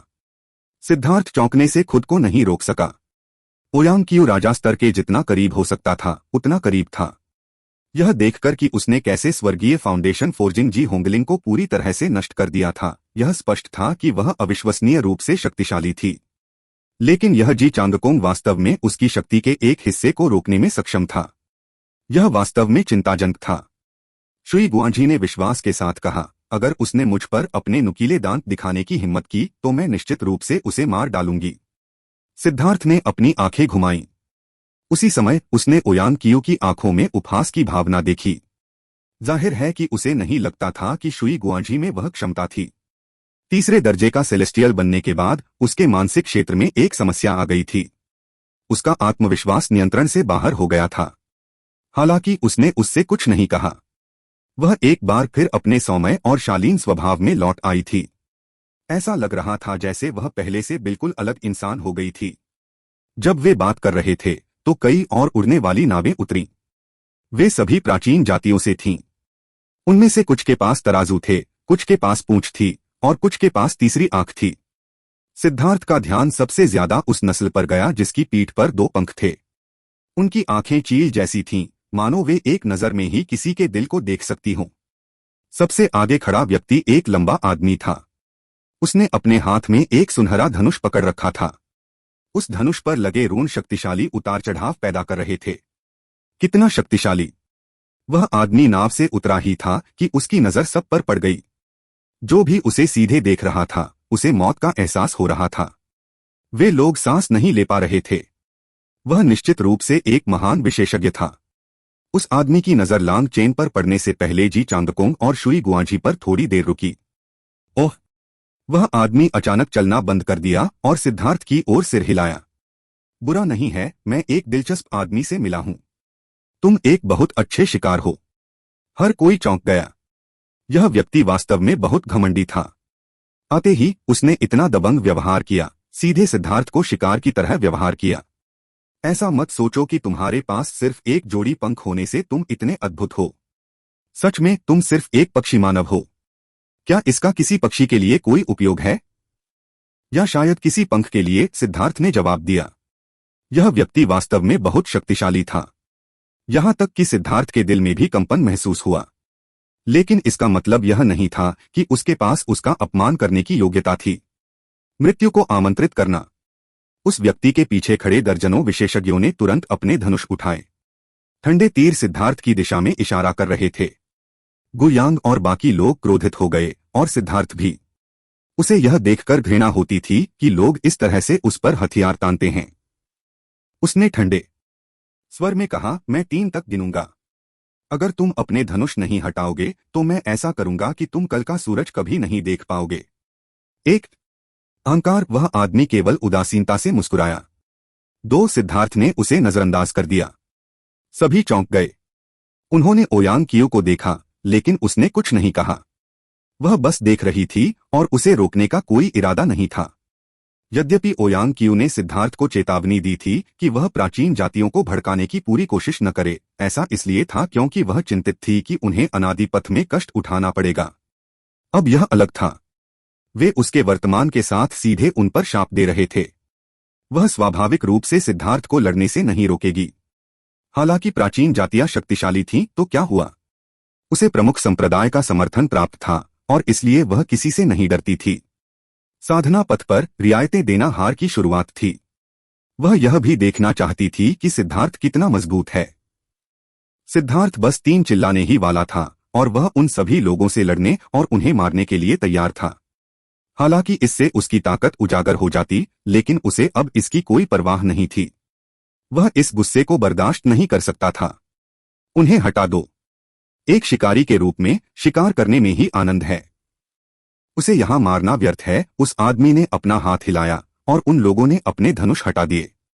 लेकिन वे अभी भी उपहास और तिरस्कार के साथ सिद्धार्थ को घूर रहे थे। बॉस, चलो उन्हें मार देते हैं।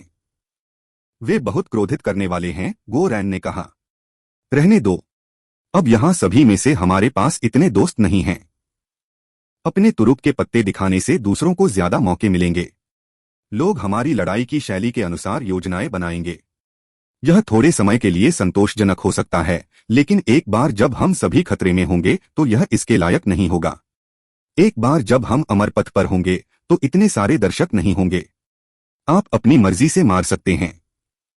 याद रखें, हम एक टीम हैं, और हमें सभी के बारे में सोचना होगा। सिद्धार्थ ने गो रैन के कंधे पर थपथपाया। उसके शब्द सिर्फ गो रान के लिए ही नहीं थे, बल्कि गुयांग और अन्य लोगों के लिए भी थे। यह एक चेतावनी थी। उसने हमेशा उनसे कहा था कि इस दुनिया में कोई भी जादू की कला बेजोड़ नहीं है। एक बार जब आपके तुरुप के पत्ते खुल गए तो आपके दुश्मन उनसे निपटने का कोई न कोई तरीका निकाल ही लेंगे। फिर आप मौत से दूर नहीं होंगे।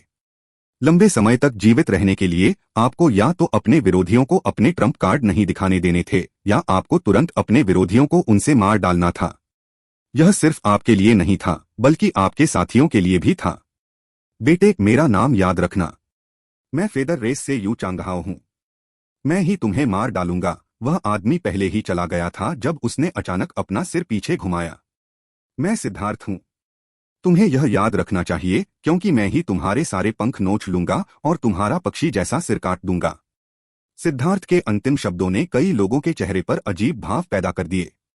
यह पता नहीं चल पाया कि सिद्धार्थ अपने बड़े सिर की बात कर रहा था या छोटे सिर की।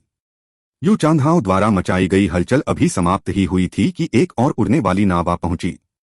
उस पर निशान देखकर ओयांग कियू ने सिद्धार्थ की ओर हल्की सी मुस्कुराहट बिखेरी। आपके पुराने दोस्त आ गए हैं। बर्ड शब्द लिंग के लिए इस्तेमाल होने वाला एक अपशब्द है। मैं हर बार इसके इस्तेमाल के लिए फुटनोट नहीं लिखूंगा। इस उड़ने वाली नाव पर वास्तव में 100 से ज्यादा दिव्य प्राणी सवार थे। यह एक बहुत ही भयानक संख्या थी। यह सबसे शक्तिशाली समूह था जो आया था। उनमें से हर एक ने एक शैतानी मुखौटा पहना हुआ था। यह रक्तरंग की सार धातु से बना था और बेहद विस्तृत था। उनमें से एक घनी खूनी हवा निकल रही थी, जिसने लोगों के रोंगटे खड़े कर दिए। ऐसा लग रहा था जैसे वे शैतानों के एक समूह को घूर रहे हों। ब्लडकिल हॉल। सिद्धार्थ को थोड़ा झटका लगा। उसे उम्मीद नहीं थी कि ब्लडकिल हॉल इतना शक्तिशाली है कि उनके पास जुआंटियन दाओ संप्रदाय के 3 गुना से भी ज्यादा दिव्य शक्तियां हैं। ये लोग कोई साधारण विशेषज्ञ नहीं थे। सिद्धार्थ उनकी आभा से बेहद परिचित था। इसमें कोई अजीब बात नहीं है। जब संसाधनों की बात आती है तो पिल टॉवर और हुआयुन संप्रदाय के अलावा अगली सबसे अमीर शक्ति ये हत्यारे हैं। वे महाद्वीप के हर कोने में फैले हुए हैं। उन्हें बस पैसे की परवाह है। जब तक आपके पास पर्याप्त पैसा है, आप किसी की भी जान खरीद सकते हैं। ब्लडकिल हॉल की संचित संपत्ति निश्चित रूप से आपकी कल्पना से परे है। इसके अलावा वे जो शिष्य बनाते हैं, वे सभी हत्या के औजार हैं। अपने शिष्यों को पालने के उनके विशेष तरीकों के साथ उनकी ताकत पर सवाल उठाने की कोई जरूरत नहीं है। उन्हें नीचा मत समझो। हालांकि वे बदनाम हैं, और हालांकि उन्हें अतीत में अनगिनत बार घेर लिया गया है और उनका सफाया कर दिया गया है, वे हमेशा पहले से कहीं ज्यादा मजबूत होकर वापस आते हैं। उनकी नींद किसी भी सर्वोच्च संप्रदाय से कमजोर नहीं है। वास्तव में यह और भी ज्यादा मजबूत हो सकती है, ओयांग कियू ने चेतावनी दी। उनके दिल कांप उठे। यह अप्रत्याशित था कि ब्लडकिल का इतना ठोस आधार था। पहले उन्होंने सोचा था कि वे बस कुछ पतित हत्यारे हैं। ये लोग अपनी पीठ पर तलवारें रखते थे, लेकिन उनकी तलवारें बेहद पतली थीं। लंबाई के मामले में वे सामान्य तलवारों जैसी ही थीं, लेकिन म्यान की चौड़ाई से पता चलता था कि वे पतली थीं। आगे वाले व्यक्ति ने भी मास्क पहना था, लेकिन उसके मास्क पर लकीरें थीं। उसके पीछे वाले अन्य लोगों के पास भी ऐसी ही लकीरें थीं, लेकिन उनमें से अधिकांश के पास केवल 3 से 5 लकीरें थीं। उसका मुखौटा रेखाओं से ढका हुआ था। उनमें से 100 से ज्यादा होंगे। ओयांग कियू ने कहा, मुझे उम्मीद नहीं थी कि ब्लडकिल हॉल में इतनी भयानक आकृति उभरेगी। क्या मतलब है तुम्हारा? सिद्धार्थ ने पूछा। वे मुखौटे उनकी महिमा का प्रदर्शन हैं। हर बार जब वे अपने से ऊपर किसी बड़े क्षेत्र में किसी की हत्या करते हैं, तो ब्लडकिल हॉल उनकी शक्ति दिखाने के लिए उनके मुखौटे में एक रेखा जोड़ देगा, ओयांग कियू ने कहा। हे भगवान! क्या इसका मतलब यह नहीं है कि इस व्यक्ति ने 100 से अधिक समुद्री विस्तार विशेषज्ञों की हत्या की है? एक शिष्य चिल्लाया। बस इतना ही नहीं, मैंने सुना है कि 100 लाइनें ही सीमा होती हैं। प्रत्येक मुखौटे में केवल 100 लाइनें ही होंगी, लेकिन उसके मुखौटे में 137 लाइनें हैं। वे अतिरिक्त 37 लाइनें एक ऐसी हत्या को दर्शाती हैं जिसे अंजाम देना लगभग असंभव था, ओयांग कियू ने गहरे अर्थ के साथ कहा। पूरा करना लगभग असंभव है? क्या यह हो सकता है? हाँ, यह समुद्री विस्तार सेलेस्टियल्स की हत्या करने के लिए है। दूसरे शब्दों में उसने 37 सेलेस्टियल्स को मार डाला है जो समुद्री विस्तार क्षेत्र में पहुंच गए थे, ओयांग क्यू ने कहा। वे सभी स्तब्ध थे। जुआनतियान दाओ संप्रदाय के मठ प्रमुख समुद्र विस्तार विशेषज्ञ थे, लेकिन उनमें से कोई भी दिव्य नहीं था। ऐसा कहा जाता था कि जो दिव्यात्माएं समुद्र विस्तार क्षेत्र में पहुंच गई थीं, उन्हें मुख्य संप्रदाय में भेज दिया जाएगा। लेकिन इस आदमी ने वास्तव में उस स्तर पर 37 लोगों को मार डाला था। यहां तक कि सिद्धार्थ भी हैरान रह गया। हमारे पूर्वी बंजर भूमि में इतने सारे समुद्री विस्तार वाले आकाशीय जीव नहीं हैं। इस व्यक्ति को केंद्रीय मैदानों में जाना चाहिए था, या शायद वह मूल रूप से केंद्रीय मैदानों से था और अमरपथ के उद्घाटन के लिए यहां आया था, ओयांग क्यू ने कहा। सिद्धार्थ चौंक गया। ऐसा होना बहुत संभव था। उसने सुना था कि सेंट्रल प्लेन्स प्रतिभाओं का सच्चा मंच है, छिपे हुए ड्रैगन और दुबके हुए बाघों से भरी भूमि। पूर्वी बंजर भूमि की तुलना में एक समृद्ध शहर था, जबकि दूसरा एक उजाड़ गांव था। शहर में कोई व्यक्ति खुद को कोई खास व्यक्ति नहीं कह सकता, लेकिन उस गांव में वह बेजोड़ प्रतिभाशाली होगा। और इतने सारे प्रतिस्पर्धियों के बिना अमूल्य खजाने और अवसर प्राप्त करना आसान हो सकता है। मेंग्क्यू और तान वानेर ने सिद्धार्थ को चिंतित भाव से देखा। वे सभी जानते थे कि सिद्धार्थ और ब्लडकिल हॉल के बीच क्या हुआ था। शायद एक दूसरे से मिलते ही खूनी लड़ाई शुरू हो जाए। ब्लडकिल हॉल के समूह में एकमात्र बुजुर्ग ने मास्क नहीं पहना था। उसके वस्त्र भूरे रंग के थे और उसका चेहरा सख्त था। वह अपने लोगों को आगे ले जा रहा था। जब वे जुआनतियान दाओ संप्रदाय के लोगों के पास से गुजरे तो मुखौटे पर रेखाओं वाला आदमी अचानक रुक गया और सिद्धार्थ को देखने लगा। सिद्धार्थ अजीब तरह से मुस्कुराया। क्या सच में उसके चरित्र में इतनी कमी थी? उसे ढूंढने वाले सिर्फ वही लोग थे जो उसके लिए मुसीबत खड़ी करना चाहते थे। कोई भी चापलूस उससे दोस्ती करने की कोशिश क्यों नहीं कर रहा था? सिद्धार्थ, उस आदमी की आवाज बहुत ठंडी थी और उससे लोगों को ठंड लग जाती थी। मैं पैसे उधार नहीं दे रहा हूं, सिद्धार्थ ने सीधे कहा। उस आदमी ने सिद्धार्थ के जवाब को नजरअंदाज कर दिया और ठंडे स्वर में कहा, तुम्हें भगवान की निंदा नहीं करनी चाहिए थी। अमर मार्ग ही तुम्हारी कब्रगाह होगी। अभी यह कहना जल्दबाजी होगी। हम देखेंगे, सिद्धार्थ ने कहा। हालांकि ओयांग क्यू ने कहा था कि यह व्यक्ति बहुत भयानक था, लेकिन वह डरता नहीं था। इस व्यक्ति ने उसे जो जानलेवा खतरे का एहसास कराया वह यू चांगहाओ और जी चांगकों के समान ही था। लेकिन इतने सालों तक अपनी परेशानियों से जूझने के बाद सिद्धार्थ ने अपना आत्मविश्वास बनाया था। जब तक वह उसी क्षेत्र का कोई व्यक्ति था, उसने हार मानने से इनकार कर दिया। यह आत्मविश्वास अनगिनत विशेषज्ञों की लाशों से बना था। हाँ, दिलचस्प है। एक और शक्तिशाली शिकार। ऐसा लगता है कि इस बार अमरपथ बेहद अद्भुत होगा, यू चांगहाओ ने अचानक कहा। हर कोई चौंक गया। यह यू चांगहाओ वास्तव में घमंडी था। सिद्धार्थ को भड़काने के बाद उसने वास्तव में एक भयानक हत्यारे को उकसाया था। यू चांगहाओ सही है। मैं हमेशा से तुमसे मिलना चाहता था ताकि यह जान सकूं कि क्या तुम वाकई उतने ही शक्तिशाली हो जितना कि अफवाहें कहती हैं। दुर्भाग्य से मुझे तुम्हें मारने का मिशन कभी नहीं मिला और मैं ब्लडकिल हॉल के नियमों को नहीं तोड़ सका। लेकिन तुमने एक बात सही कही है, इस बार अमरपथ निश्चित रूप से बेहद अद्भुत होगा, उस आदमी ने कहा। हाँ, परेशान मत हो। तुम्हारी हत्या करने की कला मेरे सामने सिर्फ एक मजाक है। अपना नाम बताओ, नहीं तो मैं भविष्य में उस व्यक्ति को भी नहीं जान पाऊंगा जिसे मैं मारूंगा, यू चांगहाओ ने कहा। हुआंग जुन्मो। इस नाम को याद रखना, क्योंकि बहुत संभावना है कि इस नाम वाले व्यक्ति द्वारा तुम्हें मार दिया जाएगा। हुआंग जुन्मो ने जाने से पहले उदासीनता से कुछ शब्द कहे। उसके लोगों ने बैठने के लिए एकांत जगह ढूंढी। हुआंग जुन्मो के आने के बाद ऐसा लगा जैसे सबके दिलों पर छाया पड़ गई हो। ये हत्यारे बहुत ही डरावने थे। जब तक आपको उनके आने का एहसास होता तब तक आप मर चुके होते। सिद्धार्थ, तुम्हें कैसा लग रहा है? ओयांग क्यू ने पूछा। दबाव में, सिद्धार्थ ने आज्ञाकारी ढंग से सिर हिलाया। वह वास्तव में दबाव में था। हालांकि उसे हार न मानने का भरोसा था, लेकिन उसे जीत हासिल करने का भरोसा नहीं था। यह उसका पहला मौका था जब वह इतने शक्तिशाली विरोधियों से भिड़ रहा था। हालांकि उन्होंने एक दूसरे पर वार नहीं किया था, लेकिन अपने अंतर्ज्ञान से वह जानता था कि हुआंग जुन्मो, यू चांगहाओ और जी चांगकोंग सभी भयानक लोग थे। हालांकि जी चांगकोंग ने अपनी शक्ति को अन्य दो से छिपाने के लिए कुछ गुप्त तकनीक का इस्तेमाल किया था, लेकिन वह इसे सिद्धार्थ से नहीं छिपा पाया था। इसके अलावा यह सिर्फ उनके साथ ही नहीं था। प्राचीन जातियों में कई शक्तिशाली विशेषज्ञ थे। सिद्धार्थ ने महसूस किया कि 8 लोग ऐसे थे जो तीसरे दर्जे के दिव्य प्राणी हो सकते थे। अपनी रक्तवंशीय विरासत की शक्ति को जोड़कर वे बेहद शक्तिशाली होंगे।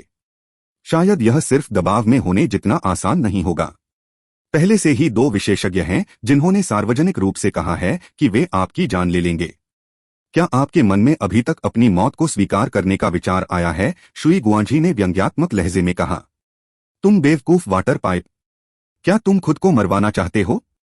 मेरे बॉस हमेशा तुम्हारे साथ परेशान होने के लिए बहुत आलसी रहे हैं, लेकिन तुम अभी भी अपनी बकवास जारी रखते हो। क्या तुम्हारे मुंह से बकवास निकलना नशे की तरह है? अगर तुम सच में मरना चाहते हो तो मैं तुरंत तुम्हारी इच्छा पूरी कर दूंगा। गो रैन आखिरकार इसे और सहन नहीं कर सका। अगर सिद्धार्थ ने यह नहीं कहा होता कि वह यहाँ नहीं लड़ सकता तो उसने बहुत पहले ही अपना कवच निकाल लिया होता और इस बेवकूफ को मार डाला होता। उसका मुंह बहुत घिनौना था। शुई गुआंजी, क्या तुम्हें ऐसा नहीं लगता कि तुम और भी ज्यादा अतिवादी होती जा रही हो? क्या तुम मेरी बात पर यकीन करती हो जब मैं कहता हूं कि मैं तुरंत ही तुमसे अमर मार्ग में भाग लेने का अधिकार छीन लूंगा? यहां तक कि ओयांग कियू भी अब गुस्से में था। शुई गुआंजी ने वास्तव में उसे कोई सम्मान नहीं दिया था और उसके सामने ही सिद्धार्थ का अपमान किया था। संप्रदाय गुरु के रूप में यह उसके लिए पहले से ही बहुत अशिष्ट था। जहां तक सिद्धार्थ की बात है, हालांकि वह भी अनियंत्रित था, लेकिन उसने हमेशा इसे उचित सीमा में रखा। उसने उसे कभी भी असहज महसूस नहीं कराया। लेकिन शुई गुआंजी वास्तव में घृणित थी। वह अपने शिष्यों को सबके सामने डांटना नहीं चाहती थी, लेकिन इस बदमाश ने उसकी सहनशीलता को पार कर दिया था। शुई गुआंजी को भी लगा कि वह बहुत आगे निकल गया है। अगर उसने संप्रदाय के गुरु को नाराज कर दिया और अमर पथ में भाग लेने का अपना अधिकार खो दिया तो उसके पास रोने के लिए भी जगह नहीं होगी। संप्रदाय गुरु, कृपया शांत हो जाइए। शिष्य सिद्धार्थ के साथ बस मजाक कर रहा था। शिष्य को अपनी गलतियों का पता है। शुई गुआंजी ने जल्दी से माफी मांगते हुए सिर झुकाया। हालांकि वह जानती थी कि शुई गुआंजी को वास्तव में अपनी गलतियों का पता नहीं था। ओयांग कियू ने उसकी परवाह नहीं की। शुई गुआंजी पहले से ही एक दिल के शैतान से पीड़ित था। किसी के शब्द उस तक नहीं पहुंच पाएंगे। उसके लिए बेहतर यही था कि वह कहीं और जाकर खुद को खत्म कर ले। एक बार जब शुई गुआंजी ने अपना मुंह बंद कर लिया तो सिद्धार्थ ने अपने आसपास के लोगों से बात करना शुरू कर दिया। मेंग-क्यू, वानेर, गुयांग, जीफेंग और गुओरान, आप अमर पथ पर स्वतंत्र रूप से घूम सकते हैं। आप सभी के पास खुद की रक्षा करने की शक्ति है, इसलिए मैं वास्तव में आपके बारे में चिंतित नहीं हूं। जहां तक मिंगयुआन और ली क्यू की बात है तो आप दोनों थोड़े कमजोर हैं। गुओरान, उन दोनों को एक ट्रैकिंग डिवाइस दे दो और एक और वाइड को दे दो। जब तक वे एक दूसरे से कुछ हजार मील की दूरी पर हैं, वे फिर से संगठित हो सकेंगे। वाइल्ड के लिए वह बहुत आसानी से खो जाता है, इसलिए वह शायद समझ नहीं पाएगा। आप दोनों को जल्द से जल्द वाइल्ड को खोजने की पूरी कोशिश करनी चाहिए। इस तरह आप तीनों के साथ रहना ज्यादा सुरक्षित रहेगा। वाइल्ड मजबूत है, लेकिन उसे भी आप दोनों की जरूरत है ताकि उसकी देखभाल हो सके। आप दोनों एक दूसरे की कमजोरियों को दूर करेंगे। गुओरान ने उन्हें 2 डिवाइस थमा दिए और उसने एक डिवाइस वाइल्ड की कमर पर भी लगा दी। वाइल्ड अभी भी गहरी नींद में था। 10 से ज्यादा उड़ने वाली नावें आ गईं और भी ज्यादा विशेषज्ञ इकट्ठा हो गए। अचानक एक शक्तिशाली स्थानिक उतार चढ़ाव भड़क उठा और जमीन भी हिलने लगी। ओयांग कियू ने अपना हाथ हिलाया, जिससे उसके लोगों की सुरक्षा के लिए एक पारदर्शी अवरोध पैदा हो गया। ऊपर हवा में एक बहुत बड़ा भंवर दिखाई दिया। यह बिल्कुल किसी जानवर के मुंह जैसा लग रहा था जो पूरी धरती और आकाश को निगल जाना चाहता था। स्थानिक द्वार प्रकट हो गया है। हर कोई शांति से बैठा था और अपनी चरम अवस्था को बनाए रखने के लिए खुद को समायोजित कर रहा था। तभी हवा में गड़गड़ाहट भर गई। प्रकाश फूट पड़ा और हवा में अंतहीन आदिम अराजकता फैल गई। एक विशाल द्वार दिखाई दिया। यह द्वार किसी जानवर के मुंह की तरह लगातार खुलता और बंद होता रहता था। यह अमर पथ का प्रवेश द्वार है। दुनिया में परिवर्तन के कारण प्रवेश द्वार क्षतिग्रस्त और अस्थिर है। आपको जल्दी से प्रवेश करना होगा। लेकिन उससे पहले मैं आपको फिर से बता दूं, एक बार जब आप अंदर आ जाएं तो सावधान सावधान और उससे भी ज्यादा सावधान रहें। ओयांग कियू ने चेतावनी दी। सिद्धार्थ और बाकी लोगों ने सिर हिलाया। वे जानते थे कि ओयांग कियू यह इसलिए कह रहा था ताकि वे घमंडी लोग व्यर्थ में अपनी जिंदगी बर्बाद न करें। सभी लोग हरकत में आ गए। पंख जाति के लोग सबसे तेज थे। उनके पंख चमक रहे थे और वे प्रकाश की किरण की तरह थे क्योंकि वे सीधे स्थानिक द्वार में जा गिरे। वह गति बिल्कुल अविश्वसनीय थी। वे पक्षीमानव वास्तव में बहुत तेज हैं, गोरैन ने प्रशंसा की। हर कोई खुद को तैयार कर ले। ओह वाइल्ड उठो। वाइल्ड मांस है, सिद्धार्थ चिल्लाया। मांस? कहाँ? वाइल्ड अभी भी सो रहा था जब सिद्धार्थ ने उसे उठने के लिए कहा, लेकिन जैसे ही उसने सुना कि वहां मांस है, वह इतनी तेजी से उठा कि सभी चौंक गए। वे अवाक रह गए। मांस अंदर है। इसके अलावा सुनो। सिद्धार्थ ने गेट की ओर इशारा किया और वाइल्ड से कहा कि वह बहुत तेज न भागे। उसे ली क्यू और सॉन मिंगुआन को उसे खोजने का समय देना था। उसके बाद ओयांग क्यू को अलविदा कहते हुए सिद्धार्थ अपने लोगों को गेट की ओर ले गया। ओयांग क्यू ने कहा था कि यह गेट क्षतिग्रस्त हो गया है और उन सभी को अलग अलग जगहों पर भेजा जाएगा। दूसरे शब्दों में, यह बहुत संभव था कि अगर दो लोग हाथ पकड़कर अंदर घुसने की कोशिश करते तो अंतरिक्ष उन्हें सीधे अलग कर सकता था और इस प्रक्रिया में उनके शरीर भी अलग हो सकते थे। इसलिए वे केवल अपने भाग्य को स्वीकार कर सकते थे। सबसे भयानक बात यह थी कि यह स्थानिक द्वार अस्थिर था। यदि परिवहन के दौरान कुछ अप्रत्याशित हुआ तो आप अंतरिक्ष के अराजक प्रवाह में खो सकते थे। उस अराजक प्रवाह के भीतर अनगिनत स्थानिक तूफान थे।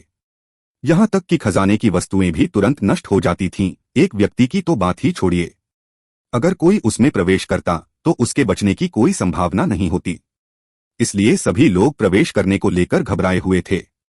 वर्तमान में फेदर रेस, ब्लडकिल हॉल और रिमोट हेवन गैंग पहले ही प्रवेश कर चुके थे। भाइयों, मैं आप सभी को शुभकामनाएं देता हूं। एक बार जब हम अंदर पहुंच जाएंगे तो हम पूरी दुनिया को पलट देंगे, सिद्धार्थ ने हंसते हुए कहा। वह अंदर गया। जैसे ही उसने अंदर कदम रखा, उसे भयानक स्थानिक उतार चढ़ाव महसूस हुए। सामान्य परिवहन संरचनाएं एक गाड़ी में बैठकर समतल सड़क पर आसानी से यात्रा करने जैसी थीं। हालांकि यह धीमी थी, लेकिन यह बहुत स्थिर थी। जहां तक अच्छे परिवहन संरचनाओं की बात है तो वे हवा में उड़ने जैसा महसूस कराती थीं और तेज और स्थिर दोनों थीं। लेकिन यहां ऐसा लग रहा था जैसे गाड़ी गड्ढों से भरे रास्ते पर जितनी तेजी से संभव हो सके उतनी तेजी से यात्रा कर रही हो। इसने सिद्धार्थ को ऐसा महसूस कराया कि मानो स्वर्ग और पृथ्वी उसके चारों ओर घूम रहे हों और उसे लगभग उल्टी आ गई। सिद्धार्थ को नहीं पता था कि वह अंतरिक्ष चैनल से कितनी देर तक उड़ता रहा था और इतना चक्कर लगाने के बाद वह यह भी नहीं बता पाया कि ऊपर या नीचे की दिशा क्या है। आखिरकार वह एक छोटे पहाड़ से टकरा गया। वह पहाड़ सीधे विस्फोट से चकनाचूर हो गया। उफ! सिद्धार्थ ने अपने शरीर से धूल झाड़कर जमीन पर थूका और मुंह में जमा कीचड़ और गंदगी को बाहर निकाल दिया। यह कैसा परिवहन था? ऐसा लग रहा था जैसे उसे तोप से दागा गया हो। अब जाकर उसे अपने आसपास के माहौल का जायजा लेने का मौका मिला। यह भी बंजर जमीन थी, लेकिन हर जगह पत्थरों के खुरदरे पत्थर थे जो भूल भुलिया की तरह दिख रहे थे। ऊपर देखते हुए उसने आसमान में एक सूरज देखा। वातावरण लगभग उसकी दुनिया जैसा ही था, लेकिन इस जगह पर एक अजीब और प्राचीन एहसास था। यह अनादि पथ है। पथ कहाँ है? सिद्धार्थ एक ऊंची चट्टान पर कूद गया और उसने देखा कि इस तरह की जमीन दूर तक फैली हुई थी। वहां बड़े बड़े पहाड़ थे जो उसकी नजर को रोक रहे थे और वह उनमें से एक पर चढ़ गया। उन्होंने अमर मार्ग का एक पहलू पाया जो उनकी दुनिया से अलग था। यहाँ उनकी दिव्य भावना बहुत सीमित थी, यहाँ तक कि वह उनकी दृष्टि तक भी नहीं पहुंच पाती थी। यह केवल कुछ दर्जन मील तक ही फैल सकती थी। इसके अलावा उन्होंने पाया कि आदिम अराजकता मन का स्वचालित रूप से अमर पथ के भीतर किसी प्रकार की अज्ञात ऊर्जा को अवशोषित करने के लिए परिचालित हो रहा था। उन्होंने कहा कि अमर मार्ग में अमरता और देवत्व तक पहुंचने का अमर युग का रहस्य छिपा है। क्या वह रहस्य यहाँ की आभा से संबंधित है? सिद्धार्थ विचारों में खोया हुआ था जब उसने आदिम अराजकता मनका की जांच की। आदिम अराजकता मनका कुछ ऐसा था जो उसने ज्योली गुप्त क्षेत्र में प्राप्त किया था। उस समय ज्योली के गुप्त क्षेत्र में प्रवेश करने से पहले ही उसने इसका नाम सुनकर ही एक आह्वान महसूस किया था। इसे प्राप्त करने के बाद उसने पुष्टि की कि यह वही था जिसने उसे बुलाया था। वह अभी भी आदिम अराजकता मनका के बारे में बहुत कम जानता था। यह न केवल अपनी दुनिया रखता था, बल्कि उसे जीवन ऊर्जा का एक अनथीम स्रोत भी प्रदान करने में सक्षम था। इसने उसे पृथ्वी की ज्वाला को वश में करने में भी मदद की थी। इसके अलावा यह स्वर्गीय दाव रूनों को गिरे हुए सेलेस्टियल्स से अवशोषित कर सकता था ताकि स्वर्गीय दाव फल बना सके। यह सब अविश्वसनीय रूप से चमत्कारी था। अब इसने स्वतः ही अमर पथ के भीतर कुछ अज्ञात ऊर्जा को अवशोषित करना शुरू कर दिया था। इससे सिद्धार्थ आदिम अराजकता मनका के बारे में और भी अधिक उत्सुक हो गया। 2 घंटे की यात्रा के बाद सिद्धार्थ एक पहाड़ की चोटी पर पहुंच गया। यह पहाड़ पूरी तरह से बंजर था, घास का एक भी तिनका नहीं था। यह लगभग एक चट्टान जैसा दिख रहा था, लेकिन यह बहुत बड़ा था और इसलिए चोटी पर खड़े होकर उसे अपने आसपास का विस्तृत दृश्य दिखाई दे रहा था। लेकिन इससे पहले कि सिद्धार्थ दूर तक देख पाता, उसने अचानक देखा कि पहाड़ की चोटी पर एक और व्यक्ति खड़ा है। इसके अलावा यह व्यक्ति भी इधर उधर देखने वाला था। सिद्धार्थ, हा हा हा, आज तुम्हारी मौत का दिन है। वह व्यक्ति उसे देखकर प्रसन्न और आश्चर्यचकित हुआ। दुश्मन अक्सर एक दूसरे से टकराते हैं। सिद्धार्थ ने शुई गुआंझी को देखा और मुस्कुराए बिना नहीं रह सका। सिद्धार्थ, तुमने मेरे परिवार के मुखिया को मरवा दिया। हमारे बीच की दुश्मनी खत्म नहीं हो सकती। बताओ, तुम कैसे मरना चाहते हो? शुई गुआंझी का चेहरा हत्या के इरादे से मुड़ गया था। ऐसा लग रहा था जैसे वह कोई शिकारी हो जो अपने शिकार को देख रहा हो। सिद्धार्थ को उससे बहस करने की जहमत नहीं उठानी पड़ी। शुई युनकोंग की मौत उसकी अपनी गलती थी और यह उससे संबंधित नहीं था। भले ही शुई युनकोंग अपनी मौत से ठीक पहले ज्ञान के क्षण तक पहुंच गया था, लेकिन सिद्धार्थ को जरा भी दोषी महसूस नहीं हुआ। सिद्धार्थ के हाथ में खून से लाल रंग की तलवार दिखाई दी। उसने उसे शुई गुआंझी की ओर बढ़ाया। आज मरने वाली तुम ही हो। हाँ हाँ, क्या अहंकार है। मैं तुम्हें तीसरी श्रेणी के सेलेस्टियल की शक्ति दिखाऊंगा। असली शक्ति क्या होती है। चीख पुकार। शुई गुआंझी की हंसी तब रुक गई जब बिजली का एक भाला अचानक उसकी छाती के पिछले हिस्से में घुस गया। बिजली के रून ने पागलों की तरह उसके जीवन को निगल लिया। तुम। शुई गुआंझी ने अपनी छाती में घुसते बिजली के भाले को देखा। वह पीछे मुड़ा, लेकिन फिर अचानक उसकी गर्दन पर ठंडक महसूस हुई क्योंकि उसका सिर सिद्धार्थ की कृपाण से कट गया था। युद्ध के दौरान तुम वास्तव में विचलित होने की हिम्मत करते हो? क्या तुम्हें लगता है कि मैं मौजूद नहीं हूं? सिद्धार्थ ने अपने कृपाण पर झुकते हुए अपना सिर हिलाया। बिजली के भाले के रंग जल उठे और शुई गुआंझी का शरीर टुकड़े टुकड़े हो गया। बिजली का भाला बिजली के ड्रैगन में बदल गया जो सिद्धार्थ की बाह पर वापस आ गया। तुम। शुई गुआंझी भयभीत था। उसने कभी सपने में भी नहीं सोचा था कि रैंक 3 सेलेस्टियल बनने के बाद वह सिद्धार्थ के खिलाफ ऐसी स्थिति में आ जाएगा। बेवकूफ, क्या तुमने सोचा था कि मैं तुमसे उसी तरह मूर्खतापूर्ण तरीके से लड़ूंगा जैसा कि हम नर्क की स्वर्ग की सीढ़ियों पर थे? मैं उस समय बस तुम सबका परीक्षण कर रहा था, यह देखने के लिए कि रैंक 2 सेलेस्टियल वास्तव में कितना मजबूत है और तुम्हारी तकनीकें देखने के लिए। सच कहूं तो मैं वास्तव में लड़ाई में कुशल नहीं हूं। मैं केवल मारने में कुशल हूं। अंतर यह है कि पहला तरीका सिर्फ शक्ति का एक मूर्खतापूर्ण संघर्ष है, एक प्रतिस्पर्धा है कि किसके पास ज्यादा तुरुप के पत्ते हैं और कौन लड़ते समय ज्यादा सुंदर दिख सकता है। लेकिन दूसरा तरीका ज्यादा सरल है। इसमें अपने प्रतिद्वंद्वी को हराने के लिए सबसे सरल तरीका और सबसे कम कीमत का इस्तेमाल करना होता है। मैंने तुम्हारे सारे तुरुप के पत्ते साफ साफ समझ लिए हैं, जबकि तुम्हें तो यह भी नहीं पता कि मेरे पास कितने तुरुप के पत्ते हैं। क्या तुम्हें लगता है कि तुम मुझे आसानी से कुचल सकते हो क्योंकि तुम ताकतवर हो गए हो? मैं तुम्हारी कल्पना की वाकई तारीफ करता हूं। बहुत समय पहले मैंने तुमसे कहा था कि अगर तुम मरना चाहते हो तो तुम मुझे पा सकते हो। अब तुम्हें इस पर यकीन कर लेना चाहिए, सिद्धार्थ ने शुई गुआंझी के कटे हुए सिर से कहा। शुई गुआंझी का शरीर नष्ट हो चुका था और सिर्फ उसके सिर के साथ उसके लिए स्वर्गीय दाव रिकवरी का उपयोग करने का कोई तरीका नहीं था। यहां तक कि रैंक 3 सेलेस्टियल भी अपने पूरे भौतिक शरीर को जल्दी से सुधारने में असमर्थ था। इसलिए वह अब सिद्धार्थ का शिकार बन गया था। सच में शुई गुआंजी निश्चित रूप से एक मूर्ख था। जब सिद्धार्थ ने उसे देखा तो शुई गुआंजी अपनी पीठ के पीछे अपनी बाहें बांधे हुए खड़ा था, लेकिन सिद्धार्थ ने चुपके से ली लॉन्ग को जमीन पर गिरा दिया था। जब वह शुई गुआंजी से बात कर रहा था, ले लॉन्ग उसके चारों ओर चला गया था। इसके बाद सिद्धार्थ ने उसका ध्यान आकर्षित करने के लिए अपनी कृपाण का इस्तेमाल किया। एक कमजोर साधारण कृपाण हमले का उपयोग करके उसने शुई गुआंजी को अपने ऊपर नजरें नीची करने पर मजबूर कर दिया। परिणामस्वरूप वह इसके झांसे में आ गया था। सच में अगर वह इसके झांसे में आ भी जाता तो अपनी शक्ति से वह अपनी स्वर्गीय दाव ऊर्जा का इस्तेमाल करके ली लोगों को अपने शरीर से बाहर निकाल सकता था। हालांकि इससे उसकी मूल ऊर्जा समाप्त हो जाती, फिर भी उसके पास लड़ने की कुछ क्षमता होती। लेकिन सिद्धार्थ को भी यह बात समझ में नहीं आई कि शुई गुआंझी ने वास्तव में सोचा था कि उसके पीछे कोई है और वह पीछे मुड़कर देखने लगा था। इसलिए सिद्धार्थ ने बिना किसी हिचकिचाहट के उसे यह समझने में मदद की कि वास्तव में उसके पीछे कोई नहीं था। मैंने सुना है कि तुमने एक बार भ्रष्ट मार्ग से दूसरे दर्जे के एक दिव्य प्राणी को मार डाला था। मुझे सच में आश्चर्य है कि क्या वह दिव्य प्राणी स्वर था, सिद्धार्थ ने तिरस्कारपूर्वक कहा। इस तरह की बुद्धिमत्ता के साथ यह वास्तव में एक चमत्कार था कि शुई गुआंजी इतने लंबे समय तक जीवित रहने में कामयाब रहा। क्या भाग्य ने तय किया था कि उसे उसके हाथों मरना है? सिद्धार्थ, मैं मरना नहीं चाहता। मैं चाहता हूं कि तुम मुझ पर आध्यात्मिक मुहर लगाओ और तुम्हारा सेवक बन जाओ।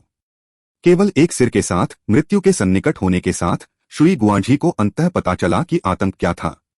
तुम्हारे पास मेरा नौकर बनने की योग्यता नहीं है। हम सब व्यस्त हैं, इसलिए तुम अब जा सकते हो। जितनी जल्दी तुम मरोगे उतनी ही जल्दी तुम्हारा पुनर्जन्म होगा। सिद्धार्थ ने धीरे से उंगली उठाई। कृपया नहीं। बिजली का एक तीर शुई गुआंजी के सिर में घुस गया। इसने न केवल उसके सिर को नष्ट कर दिया बल्कि उसकी आत्मा को भी नष्ट कर दिया। एक पीढ़ी की प्रतिभा गिर गई थी। आदि अराजकता अंतरिक्ष के भीतर एक नया स्वर्गीय दाव फल पैदा हुआ जिसमें 3 निशान थे। हे तीसरी श्रेणी का स्वर्गीय दाव फल। बढ़िया चीज, सिद्धार्थ हंसा। ऐसा लग रहा था कि वह वास्तव में अमर मार्ग से बहुत सी चीजें प्राप्त कर सकता है। अगर वह सिर्फ लोगों को मारने पर निर्भर भी रहता तो भी उसे बहुत मुनाफा होता। शुई गुआंजी की लाश से निपटने के बाद उसने अपनी स्थानिक अंगूठी को आदिम अराजकता स्थान में फेंक दिया। जब उसके पास समय होगा तो वह उसमें से गुजर सकता है। इस समय ब्लड ड्रिंकर ने उसे एक संदेश भेजा। सिद्धार्थ ने आश्चर्य से ब्लड ड्रिंकर को देखा। उसकी आत्मा ने वास्तव में उसे एक संदेश भेजा था। यह उसका ब्लड ड्रिंकर की आत्मा के साथ इस स्तर पर जुड़ने का पहला मौका था। लेकिन वह संदेश बेहद अस्पष्ट था। सामान्य अर्थ यह था कि वह एक विशेष अवस्था में था और फीनिक्स ब्लड ब्लैक गोल्ड को पूरी तरह से अवशोषित करने की तैयारी कर रहा था। तो क्या इसका मतलब यह है कि मैं इस दौरान तुम्हारा इस्तेमाल नहीं कर सकता? तुम्हें ठीक होने में कितना समय लगेगा? सिद्धार्थ ने पूछा। थोड़ी देर बाद ब्लड ड्रिंकर ने एक बार फिर उसे एक आध्यात्मिक संदेश भेजा जिसमें कहा गया कि फीनिक्स ब्लड एसेंस गोल्ड केवल अपनी शारीरिक क्षति की ही भरपाई कर सकता है और इसकी आध्यात्मिक क्षति को ठीक करने के लिए बहुत अधिक आध्यात्मिक शक्ति की आवश्यकता होगी। अपने भौतिक शरीर को ठीक करने के लिए उसे कुछ महीनों से लेकर 1 साल तक का समय लगेगा। यह निश्चित नहीं था, लेकिन उसने सिद्धार्थ से कहा कि एक बार उसका भौतिक शरीर ठीक हो जाए तो वह सिद्धार्थ के साथ मिलकर और भी शक्तिशाली हमले कर सकता है। बस इतना था कि इस उपचार प्रक्रिया के दौरान उसे परेशान नहीं किया जा सकता था, इसलिए उसे सिद्धार्थ की राय की जरूरत थी। तुम आगे जा सकते हो। चिंता मत करो। सिद्धार्थ ने ब्लड ड्रिंकर को ठीक होने के लिए एकांत में जाने की अनुमति देने का फैसला किया। यद्यपि उसे ब्लड ड्रिंकर की आवश्यकता थी, लेकिन दीर्घावधि में उसकी शक्ति बढ़ाना ही सर्वोत्तम था। ब्लड ड्रिंकर ने आदिम अराजकता वाले स्थान में प्रवेश किया और एक बार फिर फीनिक्स ब्लड ब्लैक गोल्ड में छुरा घोंपा। सिद्धार्थ देख सकता था कि ऊर्जा तेजी से उसमें समा रही है। उसने असहाय होकर शुई गुआंजी की स्थानिक अंगूठी में खोज की। उसे अंदर एक कृपाण मिली, लेकिन यह एक झानमादाव था, कोई साधारण कृपाण नहीं। इसका ब्लेड संकरा था और यह बहुत हल्का था। यह एक लंबी तलवार के समान था। सिद्धार्थ ने थोड़ा भौहें सिकोड़ी। इस तरह के ब्लेड का उपयोग करने के लिए अधिक कुशलता और तकनीक की आवश्यकता होगी, लेकिन उसे इस तरह की आकर्षक लड़ाई शैली पसंद नहीं थी। उसे जो पसंद था वह था सीधे अपनी कृपाण को काटकर अपने विरोधियों को पूरी ताकत से कुचल देना। हालांकि यह एक मध्यम श्रेणी की जादुई वस्तु थी। अगर वह इसके साथ स्प्लिट द हेवंस का इस्तेमाल करता तो इसका प्रभाव बिजली या लॉ ब्लेड का उपयोग करने से कहीं ज्यादा होता। उसने झानमादाओ को अपनी पीठ पर रखा। यह एहसास वाकई अलग था, लेकिन इसका इस्तेमाल उसके विरोधियों को भ्रमित करने के लिए किया जा सकता था। जब वह लड़ता तो उनका ध्यान कृपाण की ओर आकर्षित होता। उन्हें नहीं पता होता कि असल में इसका इस्तेमाल सिर्फ दिखावा करने के लिए किया जाता था। अपने हाथों को थपथपाते हुए सिद्धार्थ को आखिरकार अपने आसपास के माहौल का मूल्यांकन करने का मौका मिला। दूरी पर उसने कई आकृतियों को इधर उधर भागते हुए देखा, लेकिन वे बहुत दूर थे और वह उनके कपड़े या रूपरंग नहीं देख पा रहा था। तर्क के अनुसार वे प्राचीन पथ पर चलने वाले शिष्य होने चाहिए। वह भी भाग गया। एक तरफ देखने पर उसे पैरों के निशान दिखाई दिए। यह कोई रास्ता हो सकता है। सिद्धार्थ को जल्दी नहीं थी। अमर पथ 1 साल के लिए खुला रहेगा। लेकिन जूली गुप्त क्षेत्र से अलग बात यह थी कि जब समय पूरा हो जाता तो उन्हें बाहर निकलने के लिए कोई स्थानिक द्वार खोजने की जरूरत नहीं होती। वे बाहरी लोग थे और अमर पथ ने उन पर एक निशान लगा दिया था। वे अपने आप ही वहां पहुंच जाएंगे जहां से वे आए थे। अगर वे अमर पथ में रहना भी चाहें तो वे नहीं रह सकते। सिद्धार्थ ने आगे कई आकृतियां देखीं जो स्थिर खड़ी थीं। जब वह उनके पास से गुजरा तो उसे एहसास हुआ कि वे लड़ाई देख रहे थे। दूर से दो शिष्य एक भ्रष्ट विशेषज्ञ से लड़ रहे थे।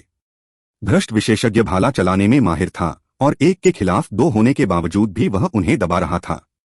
हालांकि उसे नहीं पता था कि ये दो धर्मी शिष्य एक भ्रष्ट शिष्य से क्यों लड़ रहे थे, लेकिन उसने चार धर्मी शिष्यों को बस तमाशा देखते हुए देखा। सिद्धार्थ को इन दर्शकों को थप्पड़ मारकर मार डालने की इच्छा हुई। भले ही धर्म मार्ग पर चलने वालों को हमेशा एक दूसरे के खिलाफ लड़ना पड़े, लेकिन जब कोई एक ही दुश्मन हो तो उन्हें उसके खिलाफ एकजुट होना चाहिए। ये लोग मूर्खता की इस हद तक कैसे पहुंच गए? भ्रष्ट शिष्य वास्तव में शक्तिशाली था। उसके हमले निर्णायक थे और उसका भौतिक शरीर अत्यंत शक्तिशाली था। भालों की छवियों के एक समुद्र ने दोनों शिष्यों को पूरी तरह से घेर लिया। धमाका! अचानक भ्रष्ट शिष्य ने उनमें से एक को पीछे धकेल दिया और उसका भाला सीधे दूसरे की ओर घुस गया। वह व्यक्ति भयभीत था। उसके पास इस हमले से बचने का कोई रास्ता नहीं था। एक बड़ा हाथ प्रकट हुआ और उसने भाले की नोक पकड़ ली। भ्रष्ट शिष्य चौंक गया। चाहे उसने कितनी भी कोशिश की, वह अपना भाला वापस खींचने में असमर्थ था। मरना! यह व्यक्ति सिद्धार्थ था। भाले को आगे बढ़ाते हुए भ्रष्ट शिष्य की ओर एक बहुत बड़ी शक्ति उमड़ी। इससे पहले कि वह समझ पाता कि क्या हुआ है, उसके अपने भाले की मूठ उसकी छाती में घुस गई। लेकिन सभी को आश्चर्य इस बात पर हुआ कि जब भाला उसके शरीर में घुसा तो एक शक्तिशाली बल ने उसके शरीर को टुकड़े टुकड़े कर दिया। वरिष्ठ प्रशिक्षु भाई सिद्धार्थ, वे दोनों बहुत खुश हुए।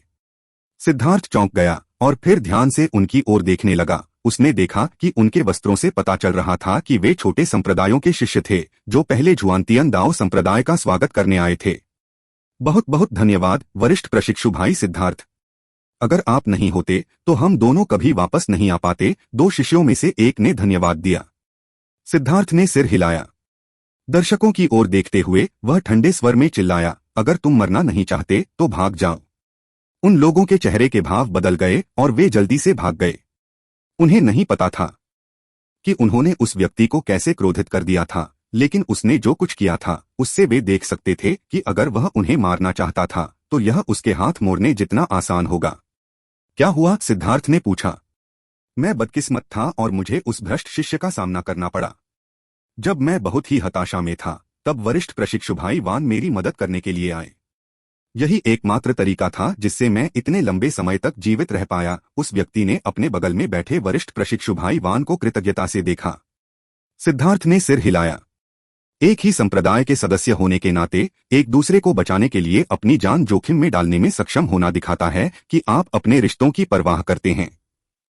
हालांकि आपकी लड़ाई का तरीका बेकार है।